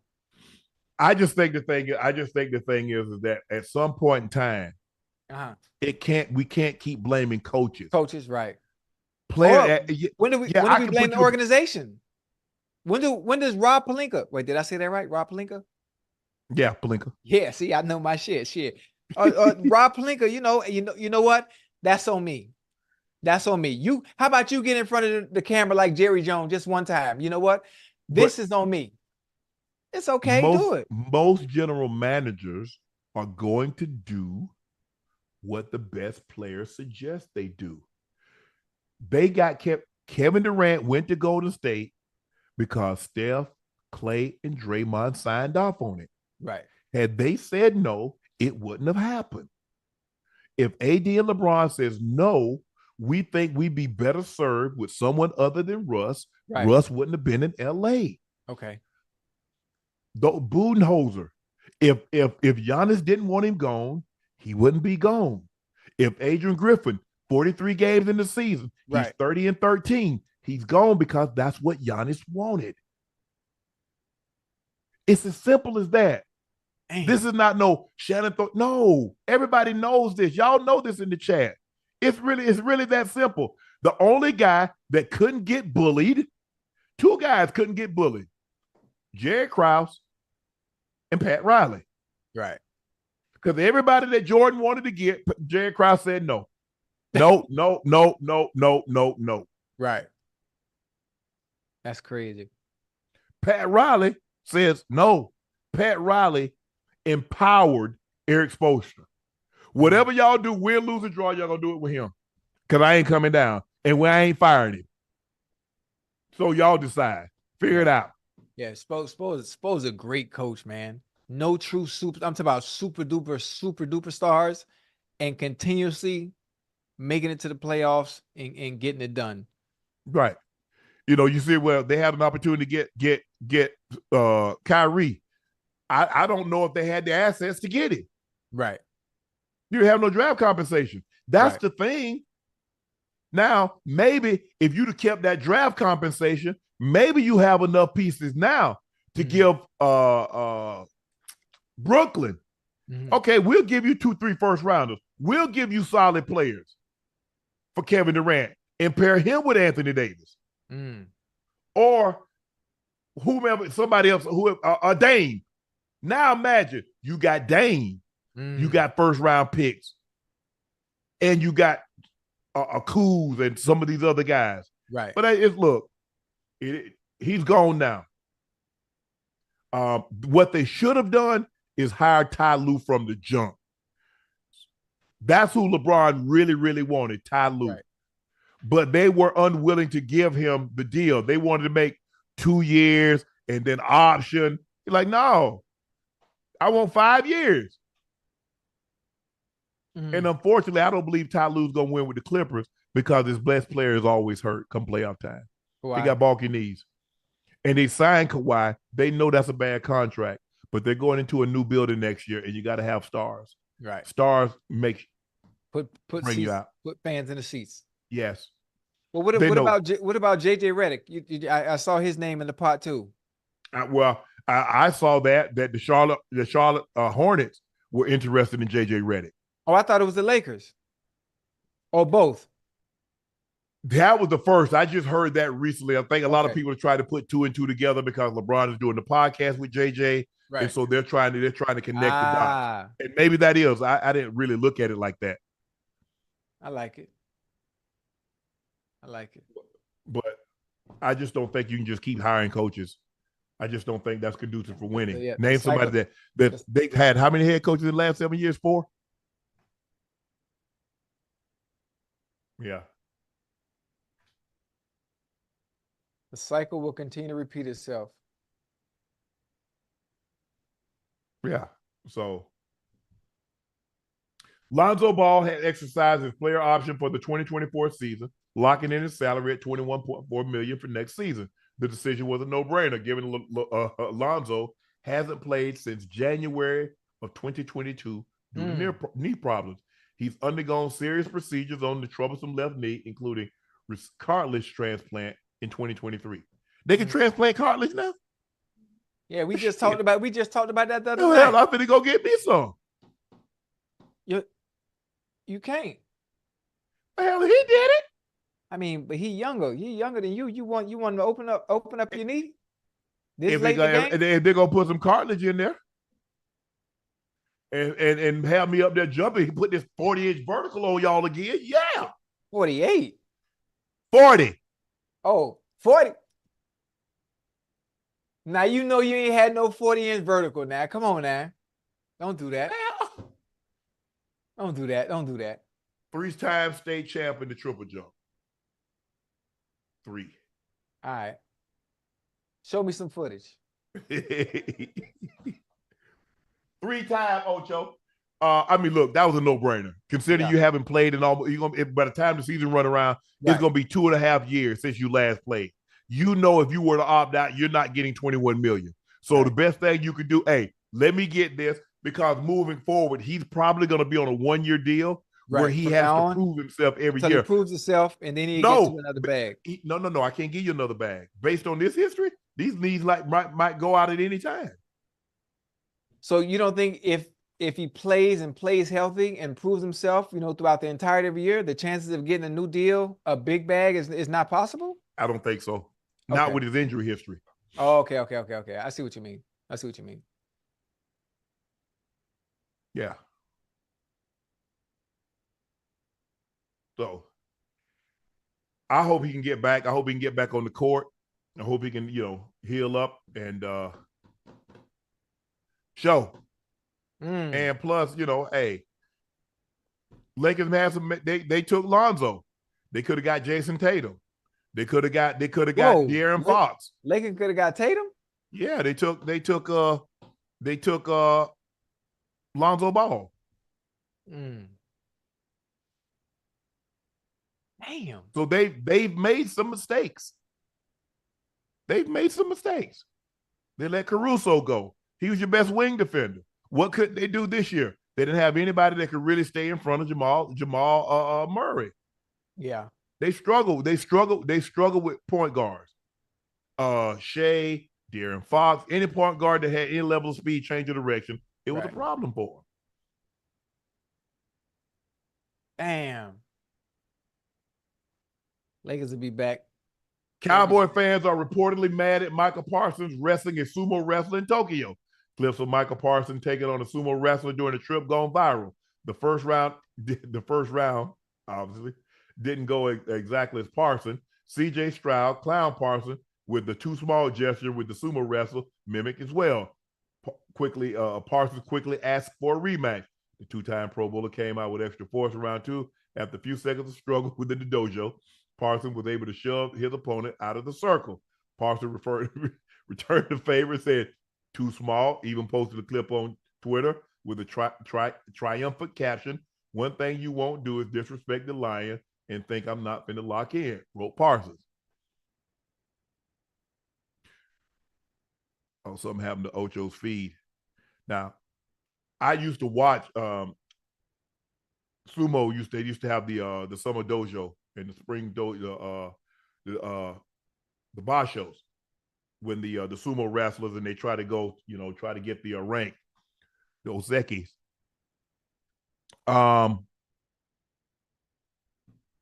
What happened to Ocho's feed? Just went out. I can understand, why people are upset. It's like, bro, you guys went out in the first round, and it was in bad fashion, and they were very upset. But I just think if I'm Michael, I'm gonna be cautious. If I'm gonna get hurt, I'm gonna get hurt doing football related stuff. But at the end of the day, these kids young, they think they're invincible, and he says, "This is my off season. I can do with it what I like. I'm just gonna be careful. If I get hurt, I'm gonna be running 40s. I'm gonna be training to do football, the bag, bending the edge, running around the tires, things of that nature." But fortunately for him, no injuries. I'm boiling. What do you guys think? Y'all upset at Michael for doing that? Okay. Ocho's internet. You see what happens when you cheat? Yeah, I hear you. You back. Can it check? You sure? I hear you, Ocho. Hey, okay, you can hear me. Hey, my neighbor, they tried to block me off their goddamn Wi-Fi, man. Yeah, they should. Yeah, I'm using they shit. I'm using the hotspot from they shit.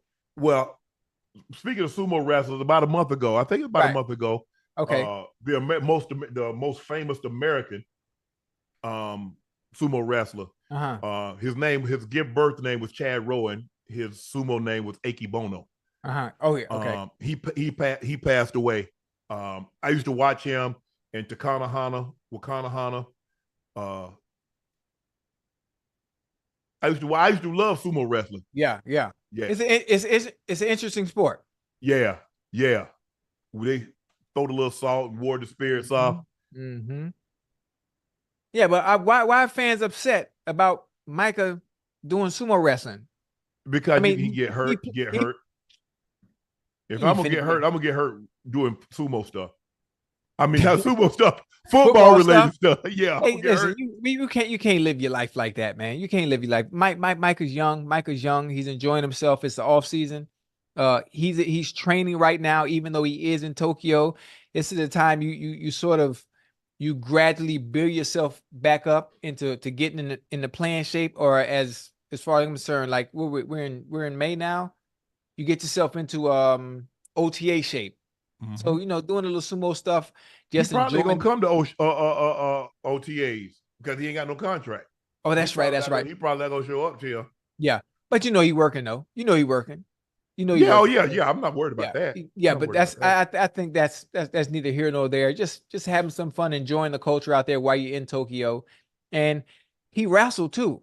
He wrestled in high school. Yeah, in high school. So just neither here nor there. I think he'll be fine. I enjoyed the video. Was cool. It was cool as hell. Cool as hell to see that. Ocho, your tweet went viral earlier today. Travis Hunt and someone said highlights talents as a cornerback and said, I want to watch the video and tell me a straight face that Travis Hunter is a wide receiver at the next level. You wrote back, yes, sir, he's a wide receiver at the next level. You're showing what we call instinct, film study. Clay, he's a two-way player. He's not going to play two ways in NFL, not to start. I have a question. Yes. What did Champ Bailey do when he came in the NFL? Not immediately. I mean, he had a few plays. Okay, stay with me now. He did it, though. What did Charles Woodson do when he came in the NFL? He had a few plays. Okay. Even Deion had a few plays. Deion, what did he do? Yeah. He had more of those plays when he was in Dallas than he had anywhere else. And then eventually he was straight. Charles got no more plays offensively. Right. It's just too hard, Ocho. It is too hard. It's especially at the highest level. But again, to me, I just didn't like the fact that we're saying, oh, he's a DB and he can't play receiver when he's very good at receiver as well. He's a two-way player. And what we saw in those clips that the guy Clay, I'm sure you're probably going to see this. What we saw in those clips is film study and a person with a very, very, very high IQ when it comes to watching film and knowing what's coming because of that film study. He's a ball hawk and he's good at what he does on both sides of the ball. And again, we can show clips of Travis Hunter playing receiver as well and showing he is elite at that position as well. So it all depends on what he wants to play or what he's more comfortable with as far as when he goes to the next level. The fact that he's able to do both is at a pretty damn high level, I think is really good. I think for me, he's better suited to play defensive back. Okay. I watched him. It's not like he doesn't get off the ball. Ocho, he can't get off press. He's just using athleticism.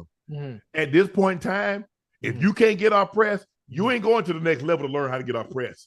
Right. You better learn how to do that before you get there. It has to already be installed in you. You got to work on it in the off season. Yeah. But listen, those are things that you can fix because he's so agile. He's so quick. His quick twitch fibers are really good. So you get him down here with somebody like Goldfeet Global or get him out here with some people out here like a Receiver Factory. Man, they get that together in about 2-3 months. He'll be out there slicing and dicing now. I think Ocho. I think me personally. I think he's gotten away with receiver just on athleticism. Right. I think because, like you said, his instincts are better at corner. Yeah, Though what he has, you can't teach that. No, you Not can't teach gold that. feet, not sweet feet, not any kind of feet. Yeah. What he has, the way he can play two by one, and the way he can and cover two, he can pull you and then sink and make the pick. Come and get it. Yeah. You can't teach that, Ocho. That's God given. God gave him that ability. Yeah, you're right. You can work with people and they get you to understand the nuances. But most people that can get off press, they were good. It's just the little technical things that they work on to get better, to understand how soon to get skinny and to not give them your entire, never play square. Right. Always play on angles. Never go straight down the man. I'm on left shoulder, right shoulder, but never down the middle of the man. Don't let him put two hands on. The moment he do this, you chop and go one side or the other. It's things like that. Don't let him ride you, because a lot of times the guys get on your hip and they'll ride you right out of bounds, and the guy got to make a perfect throw. No, the minute you get outside, you squeeze him back and now you stacking. Right. It's stuff like that. Yeah, we can teach you that. But Ocho, man, getting off that press, that's God given, man. That's a different ballgame. That's a different ballgame. But I was saying, I think he will be able to learn and get good at it simply because he's so goddamn athletic. All it is just, it's about learning it, understanding you got to be quick but not in a hurry. And I think he'll be fine. And understanding, like you just said, understanding leverages, what the man is taking away from you, and then you'll be fine. That's what I think. But listen, at DB, he's phenomenal. There's a young fella, out of Atlanta. And those that play football or play DB that are in the chat, correct me if I'm wrong. I think AJ Terrell. Huh? AJ Terrell? No. He's a trainer, DB trainer. Oh, okay. I would love to see Travis Hunter get with him before the draft if he does decide to play defensive back. I think his name is Oliver Davis. Okay. He trains a lot of the DBs out there in Atlanta. And man, when I'm talking about he starts you from scratch. He starts you from scratch from day one and take you all the way through, no matter what level you are. Man, he got them young boys playing like they in the league from a technical standpoint. Yeah. Oh man, it's just to watch it. You just to watch him work and to watch him talk to the DBs and talk him through stuff, man. It's fucking art. It's art, man. I think his name is Oliver Davis. I could be wrong, but dude is brilliant. Yeah. I think based on his athleticism, I think he'll be better at DB. And then once he focuses solely on DB. Right. Because you have to understand, all the guys you mentioned was much more technical coming out at their position than what he is. Champ had feet on top of feet. Yeah. Time was time. Yeah. Time was time. And then Woody, we know what Woody was. Woody later transitioned to safety. But he went to safety, but he still played the slot. I think once because Travis is bigger than you think. Yeah. He tall. Yeah. He like 6'2", 6'3". Yeah. He's a big ass kid.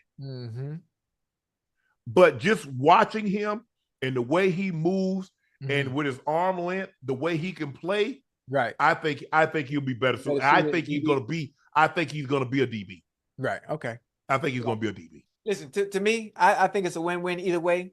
Either way it goes, I'm just saying, based on what I've seen so far, Travis can play both sides of the ball. He can play. Matter of fact, he can come train with me. He can play receiver. I'll lock him up. He can play DB, and I'll route him up. Either way it go. But for the most part, though, if you look at the guys, they were like run shallow cross or they run go routes. They're not running. They're not running comeback. They're not running skinny. Yeah. Can they?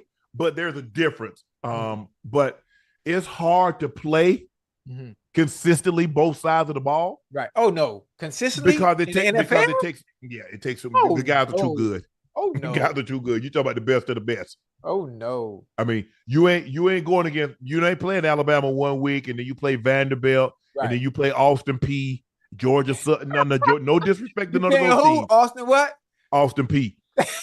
When you play in the NFL, you get you getting top dogs every week. Even listen, even if the team is bad, even if it's the OFA team, it's still some top dogs out there that you got to Hell yeah. Hell yeah. Hey, that was all right, Ocho. Now it's time for Q and A. We got the graphic. There we go. Finally got our graphic back. Oh man, that's right. It's late. It's almost 3 o'clock. Mm-hmm. Hey, I'm feeling good. You ain't noticed I ain't fighting for my life tonight. You done took a nap. You probably slept till 12 How you know? Because I know you. Yeah. Villain's Hero said, why does Ocho do things like a female where he manipulates the situation when he's wrong with half-truths just because he's over-emotional with call? More transparent than you think. What are you talking about? I think he's talking about the Odell situation because we were talking about. Hey. That's how I feel. Don't tell me how I feel. I feel he's still top 20. God damn it. Until I listed 25. Yeah, I ain't like that part. I ain't like when we did that. Because I ain't like when we did that. That put things into perspective, and I didn't want to see things in I didn't want to put things into perspective. I'm still seeing Odell from 2018, and that's I'm gonna keep that vision. Tony Rocker asks, why y'all never talk about track and field? Both of you claim to love it. In Texas high school state meet, you have 4 teams that ran on the 39. Normally, what we talk about the Olympics, we talk about the World Championship. But I did see Askasita.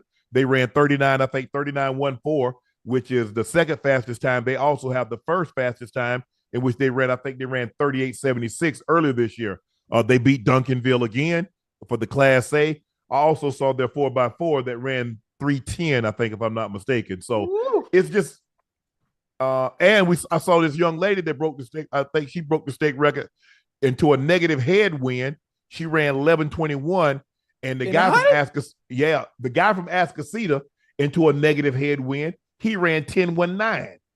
So if you get that win behind him going the other way, he's probably going to go 9.9 something. Hold on. In high school, running a 10-1? 10.19. Yep. Oh, he got to see me. Oh, he going to LSU on a track and a football scholarship. For real? Yeah. Damn, that boy moving, boy. Yeah, but them boy, them boys scooting. I mean, like I said, you go to Texas, they you go to Georgia, now. You go to Florida, and you come to Cali, they running. Oh yeah. They gonna lay down some blistering times for you. But Askasita, the 6A, I think they won the team state championship because they won the 4x4 and the 4x1. And I know that guy, I saw him win the 100 meters in a 10.19. So congratulations, Askasita. But yeah, we normally talk about the Olympics. We're gonna have a live that we're gonna cover the Olympics this year. We normally cover the Olympics. Well, we don't normally, but we're going to do it this year. This is the first time that we've had Nightcap during the Olympics, so we're going to do that. And when it rolls around and have the championship, the World Championships, which was first started in '83, we're going to cover those as well. So hopefully, Tony, you're okay with that brief coverage of high school track and field. Laney Ray, hey guys, just got to say, let's go Wolves. Do you have an embarrassing moment that you still think about to this day? Embarrassing moment that I still think about to this day. Mm-hmm.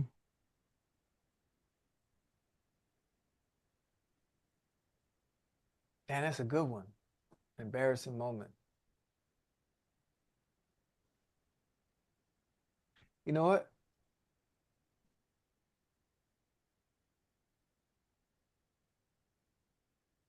Man, that's a good. Go ahead, Unc. You got to take that one. I'm trying to think. I'm trying to think myself. What did I do? Damn. I done had a few embarrassing moments. Yeah, I'm trying to think.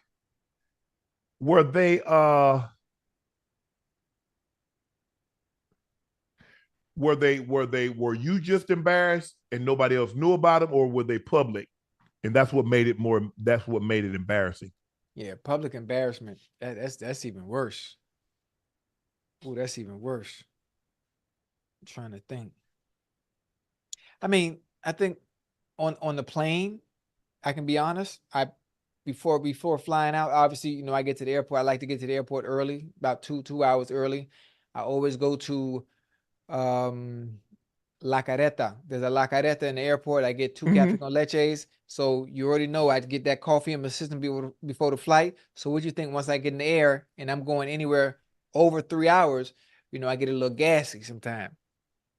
Now it's an embarrassing. Now nobody else knew about it, but the person next to me, they knew. Come on, man. Man. Yeah. So you busted it next to somebody, Ocho. Yeah, they ain't know. It was one of them silent ones. Them silent. What you mean they didn't know? I mean, because it could have came from anywhere. One or two people. It's either you or him. How we it's a plane full of people. Nah, so it's close proximity. Hey, that thing ain't come from the back. Hey, but listen, it's not funny, but it's kind of embarrassing because they be sitting there reading or doing something, and just you don't want to look over at them, but at the corner of my eye, using my peripheral vision, you can see them do like this because they don't really want to. And you're on the plane, so you really can't go nowhere. I mean, to me, that's an embarrassing moment because they probably know it came from me, but don't want to say anything. Because what do you tell someone that just farted on a plane in the middle of the air at 32,000 feet? That's disgusting. That's embarrassing. It's not disgusting. That's human nature. And the first thing they do, like I ain't gonna know, they reach up there and turn the little vent on. Yeah, you did that. Don't blow that. Come on. I mean, that's somewhat embarrassing. That's somewhat embarrassing. I'm glad I already know foods that will make me. I don't eat them. I don't partake. Right. I ain't going to the bathroom on no plane. That ain't happening. Yeah, Unc, you got it. If you got it. No, I don't got to do nothing. I can hold it for at least 10 hours. So I'm good. You gonna not pee for 10 hours, man? I could go pee. I ain't going to poop. I ain't put my butt down on that cram. Be cram. Hey, you talking? You got to put your booty on there. When you go to the bathroom, you take the goddamn tissue, you lay it on top of the toilet. I ain't got to go. I'm good. I'm fine. Thank you. Oh man, you tripping, man. Hey, well, ain't nothing. I leave before I leave. I eat. I do it before I leave the house. I'm comfortable. Number 2 in public. I don't care where it's at. Now, if I go to a restaurant, now this is how you know if a restaurant care about their customers. If you go to a restaurant and they got 1 ply, don't shit there. Don't shit there. Because you fuck around, you wipe your ass and you have shit all on your hand. Now you go to a restaurant, 5-star restaurants, most of the time, the type of toilet tissue they have 2 ply. Now if they got 2 ply, you enjoy yourself and take your nice shit. I don't give a damn if they got paper towels. I don't care if they got hand towels. I ain't taking no dump at no restaurant. Nasty ass. I'm just trying to give you. Don't give me nothing. I bet I won't go out to eat with you. I mean, listen. I'm giving you boo-boo etiquette. Ain't nothing wrong with boo-boo etiquette. I can't. I mean, some things are just beyond poopable. Like at pooping at stadiums. I see people going to stadiums. How you go in the bathroom and poop? Wait, whoa. If you go to a football game at halftime, you don't take time to poop before you go back to watch the 3rd and 4th quarter? No, I don't. No. Oh, man. Unc, you ain't living, man. You ain't living, man. You ain't living. You ain't living. Hold on. You ain't never been to Walgreens or Target and you got to use the bathroom while you're going up and down the aisles and use the bathroom at Target or Walgreens? You ain't living. You ain't living. You living. Listen, you alive, but you ain't living. I already know how to make myself go to the bathroom. I drink me a little warm water. Before I brush my teeth. Warm water through your system make you use the bathroom? Yeah. Okay, I ain't never heard that. That's new. Yeah. I go before I leave home. I'm straight. Okay. I don't eat nothing funky. I ain't gonna eat nothing hot. Right. I'm not gonna drink any milk, eat no cheese. I'm not gonna eat any apples. Right. Okay. Hey, we be somewhere, Joy be grabbed by 2 or 3 apples. Tell my boss man, you want what? I say I sure do not. Wait, apple make you use the bathroom too? What? Apple peels? Yes. Yeah, I don't do nothing to me. Anytime, like when I have surgery, they like, Mr. Sharpe, because they give you medicine. All like, I tell Shelly, go give me some chocolate milk and an apple. Yeah. Man, I had Ocho, the last surgery I had Yeah. a pile so high I had to hop down off it.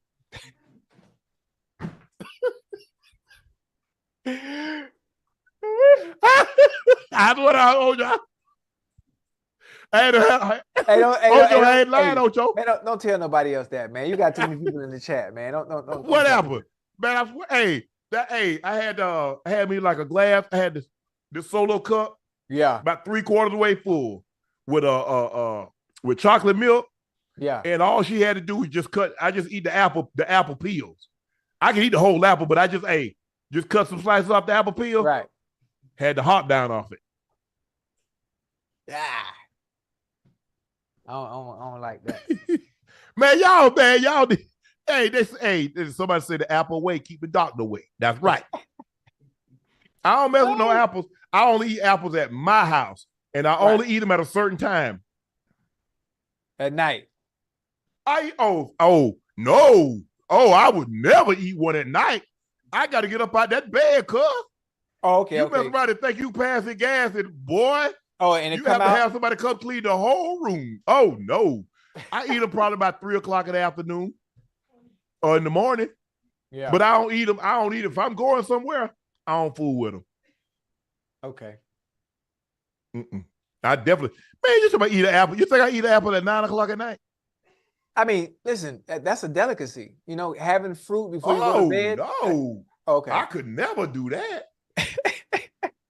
Oh no. My system is on overdrive. I already know. Right. Okay. Yeah, I don't have no issues. Like apples, pears, peaches, like fruit, like nah. Right. I stay in my house. I got you. I'm gonna let you have that one, Ocho. So y'all have a good time eating y'all fruit.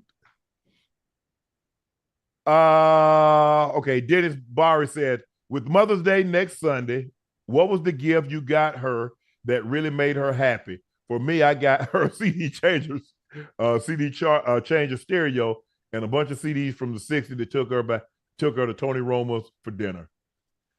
I get my mom. Oh man.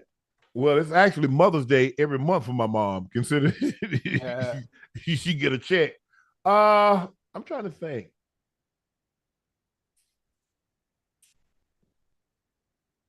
I brought a Mercedes, but most of the time, my mom's simple. My mom just want money. My mom don't want any. She don't want anything now. She want money because she want to go to the racetrack with her girlfriends and they, play the slot machine. That's what my mom want to do.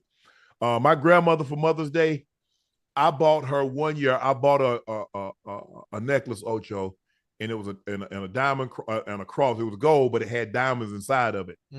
And I remember she looked at it. She looked up at me. She called my sister in the room. She said, Libby.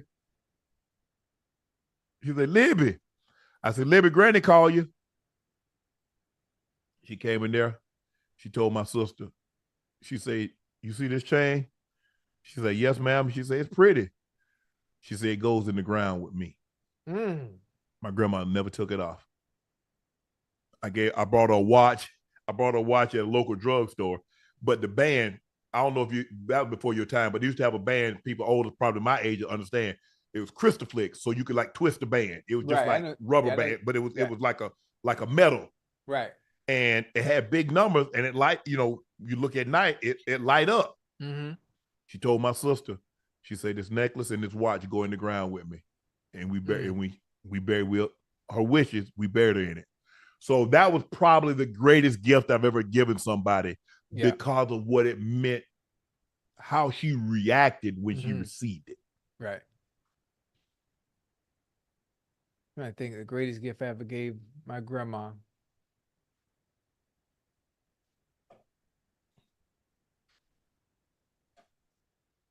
Probably a vehicle. BMW, I never forget. BMW 745i. And seeing the look on her face. Seeing the look on her face. My mama, I bought her a BMW as well. 330i, if I'm not mistaken. Little drop top. And I bought her a purse, and inside the purse, she opened the purse, and I had a little dog, a little toy poodle, but it looked like a chicken wing. It was so little, it looked like a damn chicken wing. And I never forget that, man. And my mama's very, very theatrical, very flamboyant, and she just hollered and cried and fell out, and oh man, it was that's one of the greatest moments, man. Seeing their faces and smile. Yep, that's what it's all about. Yeah, when you get them gifts, and I mean, hell, shit, I'm. Ocho, when you I already knew because like my grandmother, my grandfather, the ring, back then it wasn't really no diamonds. You got a band. Right. And so my grandmother really never had any expensive jewelry, and she was okay with that. Right. I didn't expect for it to have that kind of impact. I knew she would like it. It was a cross. Right. My grandma was religious, so I knew she would like it. I thought I didn't get the one I originally thought because I thought that would be too, and I knew she would have thought that would be too gaudy, too ostentatious. But I didn't expect the reception that I got because I started to tear up because now she thought so much of it and she never took it off. Right. And so, to her wishes, she went in the ground with it. So those are special moments that you never forget. Derek Jr. said, "What's up, y'all? I'm 25, just got a new job at a warehouse, and I'm happy, but also struggling with thoughts because I know I have more potential. Any words of advice?" Yeah, potential just means you haven't done anything, bro. What do you have that potential in? You better tap into that shit. Exactly. You got to tap into it. Go ahead, Ocho. Yeah, I'm just saying. I'll let you finish. Whatever that potential is, you got to tap into it. You saying you have potential, but you got to find what your niche is. What is your niche? Find out what your niche is, and then it won't even be work because it's something that you love. Find out what you love, tap into that motherfucker, and lock in. It's really that simple. I mean, do what you have to do until you can do what you want to do. Oh, stay right there. Boy, you done hit me with one. Think I ain't got my goddamn notepad. So I think that's the thing. People are like, I got so much potential. Potential just means you haven't done anything. Okay, what is that potential in? Okay, what are you doing to cultivate that potential?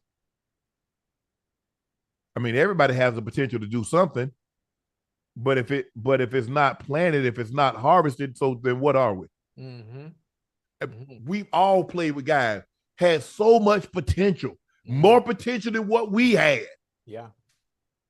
Okay, what good is that? We say that, man. Hey, Sharp, tell him I was better than you. Okay, bro, that was 25 years ago. I'm retired. I'm retired from the NFL, and you never met your potential. So, you proud of that?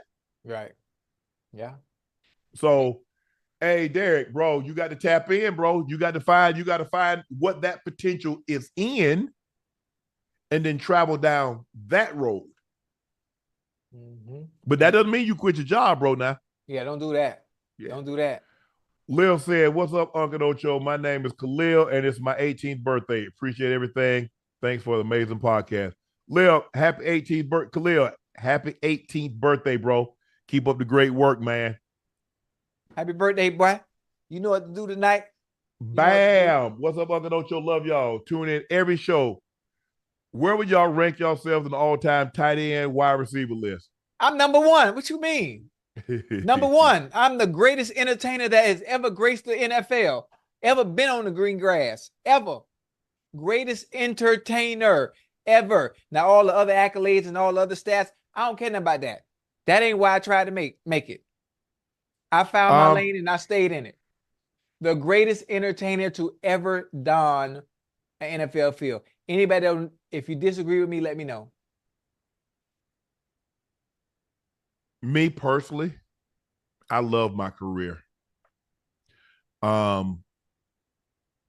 didn't think at any point in time that I would have the career. I just wanted to make the NFL, make enough money that I could take care of my family. My grandmother, get them out of that situation, keep them out of that situation. As I started to get better, I was like, okay, what could I possibly become?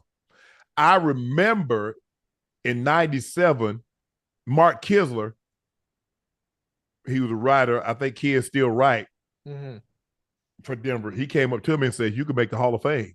I said, what? He said, yeah, you have a couple more years like this, you can make the Hall of Fame. That was the first time I ever even heard about it. Because in 91, we played, who do we play? If I'm not mistaken, we played Detroit in the Hall of Fame game. That was in Canton? In Canton. Okay. Hey, man, come on, bro. I'm a 7th round pick. 7th round picks don't have no dreams of playing in the Hall of Fame. I'm sorry. Right. We just hoping we can make the team. And so we just like, man, damn. Because at that point in time, Ocho, I had gone to 5 straight Pro Bowls and had been on 3 All-Pro teams. But it really never dawned on me. My mind never went to Hall of Fame until he brought it up to me in a conversation in the locker room.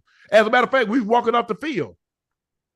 And, everybody called me Sharpie. He's like, Sharpie, with a couple more seasons, you can make you can be a Hall of Famer. I'm like, really?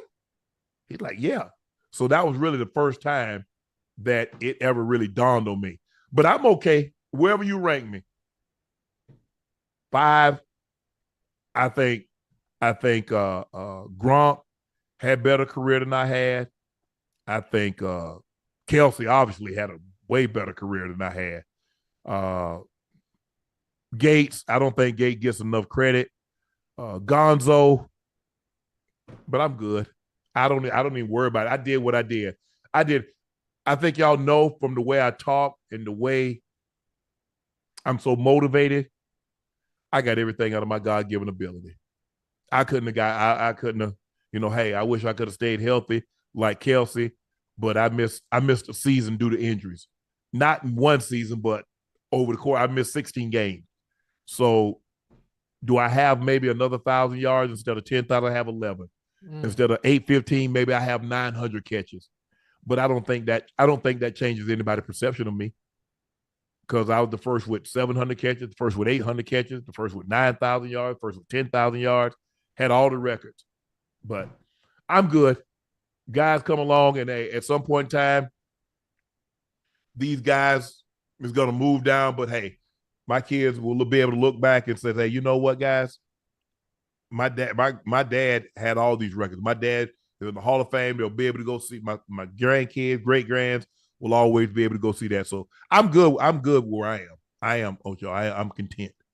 Oh yeah. Even if I wasn't, ain't nothing I can do about it now. Yeah, ain't no more. I can't go back and catch any more passes, no touchdowns, no catches, no yards. I can't do nothing. No Super Bowls.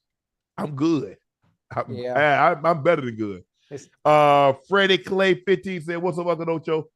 Unc still patiently waiting on Laporte. Was supposed to ship end of April, now being pushed back to mid-May. Is there anything that can be done? I wish there's something I can tell you. Just be patient. I appreciate your patience, bro.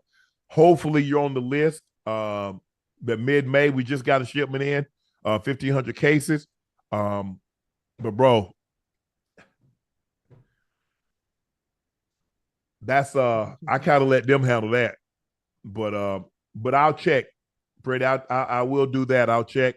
But that's the best I can tell you. I mean, I can just tell you what they tell me, that they're doing the best job they possibly can. We did not expect the demand to be what it is. We didn't know we were going to be able to activate as many states that we've been able to activate, with California, Texas, Florida, Virginia on the horizon, and Maryland, all within the next 3 to 5 months. So I just ask that you give be patient a little while longer, and I greatly appreciate that, bro.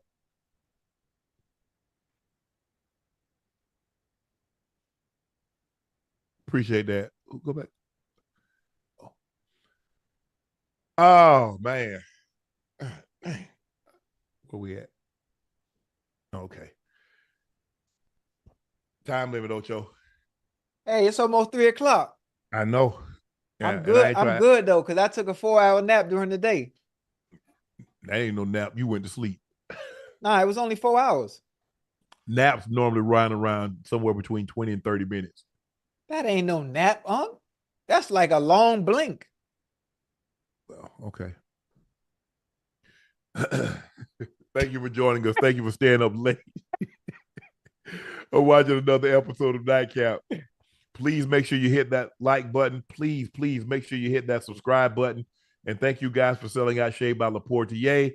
Again, I ask you for your patience. We're taking pre-orders, but we're getting shipments in twice a month to try to meet up demand. We got the distillery over there working at capacity.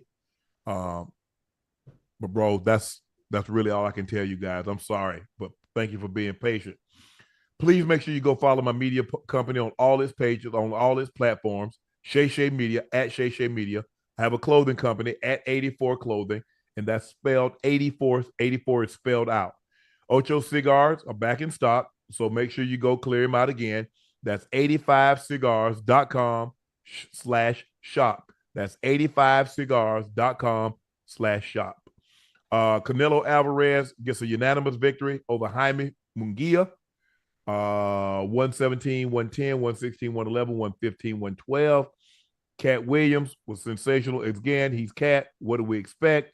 And the Timberwolves go on the road, steal home court away from the defending champs, the Denver Nuggets, as they win. Ant-Man had 43 in a victory. And we'll see you guys tomorrow night. Thank you for joining us for another episode of Nightcap. I am your favorite Unc, Shannon Sharpe. He's your favorite number 85, route runner extraordinaire, Bengals Ring of Fame honoree, Pro Bowler, All-Pro, Liberty City's own, Chad Ochocinco Rosado Johnson. We're out. See you tomorrow.